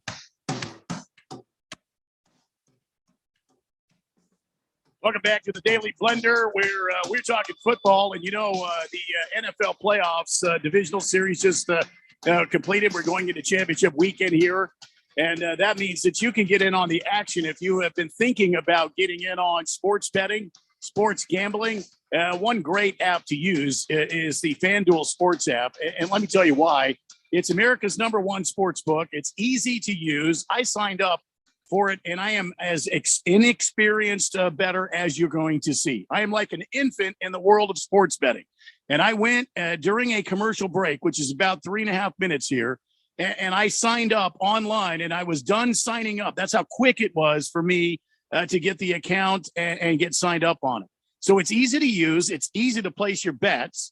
You got fast payouts, and it's a legitimate official sports betting partner of the NFL. There are other apps, lesser known apps that will say they're official sports betting partner of the NFL. They are not. FanDuel is a legitimate official sports betting partner of the NFL.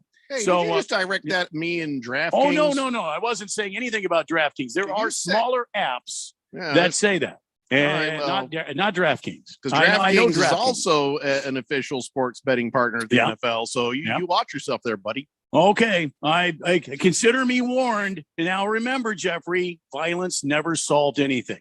If you've already got an account, just place your risk-free same-game parlay on any game coming up this weekend of the championship weekend. New customers join today with promo code Randy1580 to get your free risk-free bet. Plus, if it's your first time betting with FanDuel, you can enjoy 30-1 odds. And I checked it. I went to the app this past break, and it is true. They still have the 30-1 odds on any team in the championship round to win after using promo code Randy1580. That means you can turn a $5 into $150. Promo code Randy1580 on the FanDuel Sportsbook app. FanDuel, an official sports betting partner of the NFL. Got to be 21 or older and present in Arizona. Bonus issued as a non-withdrawable site credit that expires in 7 days. Max bonus $10. Restrictions apply. See terms at sportsbook.fanduel.com. And if you have a gambling problem, listen, 1-800-NEXT-STEP or text next step to 53342. All right. So just so you know that, DraftKings is also an official sports betting partner. DraftKings is an official. Yeah. Drafting is an official. DraftKings. Right. Bet 1580. DraftKings. Bet 1580. Yeah. FanDuel. It's Randy 1580. Right. Drafting. DraftKings. Yes. Drafting. Right. God help us if Keon gets one. Bet 1580. Yeah. At drafting. DraftKings. which is what the NASCAR does. And you can also DraftKings, bet Kings, NASCAR. royalty, Randy, yeah, royalty. yeah, royalty. DraftKings, Yeah, bet yeah. 1580. Yeah. Whatever. DraftKings, FanDuel, #1. Lost In Toby just sent me over a Photoshop thing. It shows the Bills 135, the Chiefs 142, final in 19 overtimes. He says, what could have been? Yeah, no. Also Simply says imagine. Stafford will show his true side. He's a lion at heart. He will choke. I really find that hard to believe. Dick Whiskers says, get these overtime rule crybabies a giant tissue to dry their tears and tell them to sack up and hand them a man card violation. I'm close, Dick Whiskers. I am close. I don't understand that though. Like all I'm saying is that there's a way that I would enjoy the game more and I would love to see. I don't how in any way is that Here's a man card lollipop. anything? Shut up. Here's a lollipop. Just stick that in your mouth. Mr. Pringle has a good idea. Says, I think they should let the cheerleaders from each team play the overtime with the losers shedding clothing.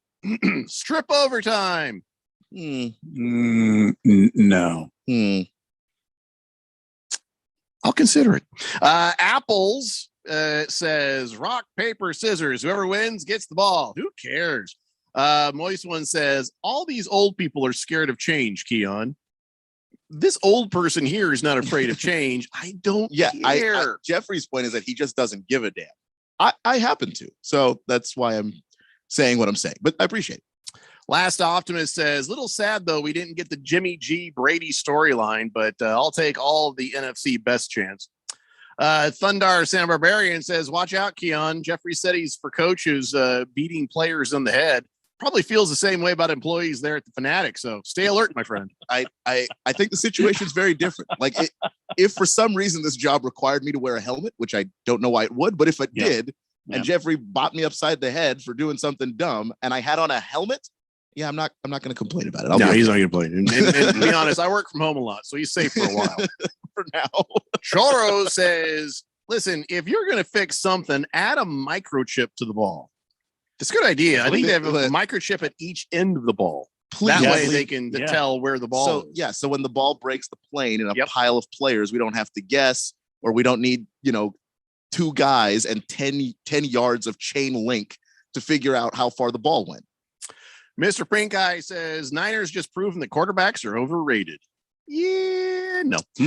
Good Cat says, during the most recent era of overtime rules, all the 11 playoff games that have gone to overtime, 10 out of 11 have been won by the team that wins the coin flip. Yeah, you know what I think? I mentioned that earlier. They should have won that in the first 60 minutes. Number one Rattler fan says, most incredible weekend of football I've ever seen in my 55 years on this planet. Probably means the 3 remaining games are going to be done 46 days till the Rattlers start. See what he did there? Yeah, I see. Actually, cleverly snuck it in there. Hamilton Porter says, Jeffrey, go look at these memes for a good laugh. I do appreciate when you guys send me funny memes, but they don't really translate well on the radio. So, but I do appreciate that. Thanks. There's another one from Kiss the Cook. All right. So we got one last game to talk about. And is this really inspiring? I mean, listen, and maybe it's the way it was said, but Andy Reid, we all know he's a great coach. He all reminds us of our grandpa or our dads or our uncles or whoever. You just, you can't not like Andy Reid. But when he turns to Patrick Mahomes and says, it's a grim situation, but when it's grim, be the Grim Reaper and go and get it. Yeah. I've seen all these people, these Chiefs fans posting up all these Grim Reaper, like, oh, that was the best thing. Well, I played football. And if a coach turned and said something to me like that, all I could think in my head is, don't laugh, don't laugh, don't laugh in his face. Don't laugh, don't laugh, don't laugh. That's some cheesy stuff right there. Or did you guys find that inspirational? Really? No, not really. I think some stuff you can get away with because of who is saying it. And Andy Reid has been a great coach in the league for a long time. Finally has that Super Bowl to validate his fantastic coaching career. You can say a corny thing or two and we'll let it slide. Andy Reid is a cheesy guy, really. He's been saying this his whole career. Cheeseburger eating two-fisted. I mean, he won't even deny it. But that's what makes him respect. Andy Reid. I mean, he's been Good coach. probably. I mean, you'd have to ask his other quarterbacks, but I mean, that's what makes him Andy Reid. He's just that light, like you said. He's that likable guy. You just Yeah, like him because he is absolutely. who he is. Don't know if that's a motivating sentence right there, but yeah, how do you not love Andy Reid? But when it's grim, be the Grim Reaper. Yeah. Okay. Stephon Diggs, by the way, Stephon Diggs, you are no Mike Curtis. But I'll tell you what, he did put the new NFL safety standards on wiping out a drunk who runs down on the field. Because he did. He gave him that he sort of grazed him with his shoulder. You know, he went, you know what I'm talking about? This idiot, Carl Fugate, runs down there, tries to do that thing where he grabs the ball. Now, you remember back in the day when Mike Curtis once completely destroyed. Now, he destroyed a guy. Everybody's making a big deal about Stephon Diggs hitting this guy that came down there onto the field. But Mike Curtis put a football hit on that guy. Colts linebacker back in the day, back in 1971, hit that guy so hard his grandchildren today feel dizzy. And so Stephon Diggs is kind of gave him the shoulder a little bump, kind of like that soccer player girl did to that one dude the other day. In fact, I think the soccer player girl hit that guy harder than this Carl Fugate. This dude was drunk out of his mind, by the way, down there. And, Stephon Diggs, you're risking a lawsuit. And I think maybe he was kind of like, I'm going to hit this guy and thought, ooh, maybe I shouldn't, just kind of brushed him, but it was enough to take him out and put him down. And there's two different trains of thought on that. One, you completely destroy somebody. Other fans will think twice about doing it. Or two, don't show it at all on the TV, or else people will try to redo it. What do you guys think? Which is the best way to go? Show somebody getting sent to the hospital to deter others, or never show somebody running on the field because we don't want to give anybody props and people like, look at me, I'm viral. Which way do you go with this, guys?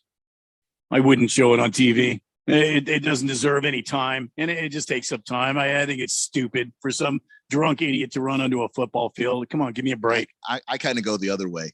Show that person getting lit up. Just send the very strong message.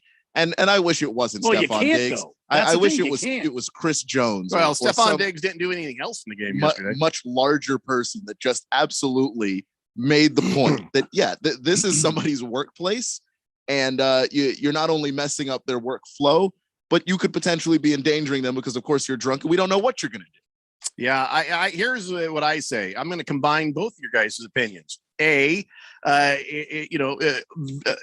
it on TV if he gets plowed by a linebacker. Just completely hit hard as hard can be. But if all that happens is security grabs the guy and nothing else happens, don't show that on TV. Only show them getting completely destroyed. Yeah, but in these days and times, then that guy that ran onto the field and got destroyed by one of the players is going to open up a lawsuit, and there's going to be a lawyer that's going to go to court and try to get as much money out of this player who is a professionally trained football player who hit my client on a field. Your client had no reason to be there, and he should be arrested not only on trespassing, but he should also be arrested on potential assault. And he should be thrown in the damn jail for like 30 days. I'll take a phrase from what Jeffrey said earlier and say, hey, we'll just build this into the tickets. You run down onto the field and get smacked around by somebody right there in the back. You get what you get. Yep. Sorry, not going to work. You all know my feelings on violence. So Beer Bob says, is anyone excited about the possible Super Bowl matchup? Rams versus Chiefs might be the best option, but doesn't do anything for me. Rams versus Cincy, no thanks. 49ers versus KC, nope. Wouldn't mind seeing 49ers versus Cincy, though. Gee whiz, but who'd watch? Yeah, I guess that's a more classic Super Bowl matchup, but I don't know. I like Chiefs Rams because of the offense potential there. Yeah. Ladies and gentlemen, before we run out of time, it is time now for On This Date in Big George's sports history.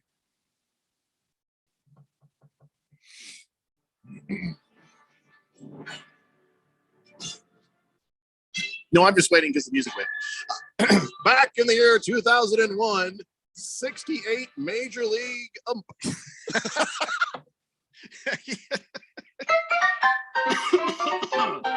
Don't do that to me. I don't have any voice left. Back in the year 2001, 68 Major League Baseball umpires participated in a preseason session believed to be a historical first, practicing calling strikes as defined by the rule book. Wow. With the help of minor leaguers wearing tapes 9 inches above their belts, the men in blue get a good look at pitches, commonly called balls, but are strikes when the proper enforcement of the zone is put into place in the next season. Wow. How about that? They actually did some preseason work, huh? 2001. Yeah, I would have loved for that number to be 1957.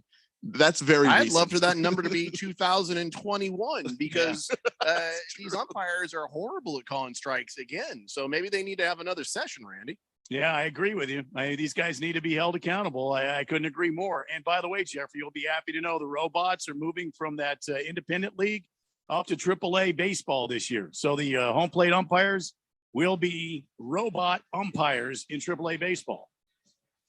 Well, that'll be interesting to see because if that works out at all, it will be coming soon to a Major League Baseball game near you. Mr. Pringle says, so no more Morgana with you guys. Ooh. What the hell does that even mean? I don't. Morgana was a well-endowed female that used to run onto baseball fields and kiss outfielders or whatever player she deemed it necessary. Dude, we weren't saying about doing that to a lady. We're just talking about the dudes. A woman runs out on the field, you don't hit her. You don't hit women. Also, women tend not to run out onto the field, so there's that too. Bruno Baller says, when somebody does run on the field, it's nice to have Kevin Harlan on the call. Every single time, guys. All right, that's it for us. We'll see you tomorrow at 3 p.m. It's a Daily Blender here on 1580 The Fanatic. Have you started your New Year resolution to lose weight you put on last year? This is Stephen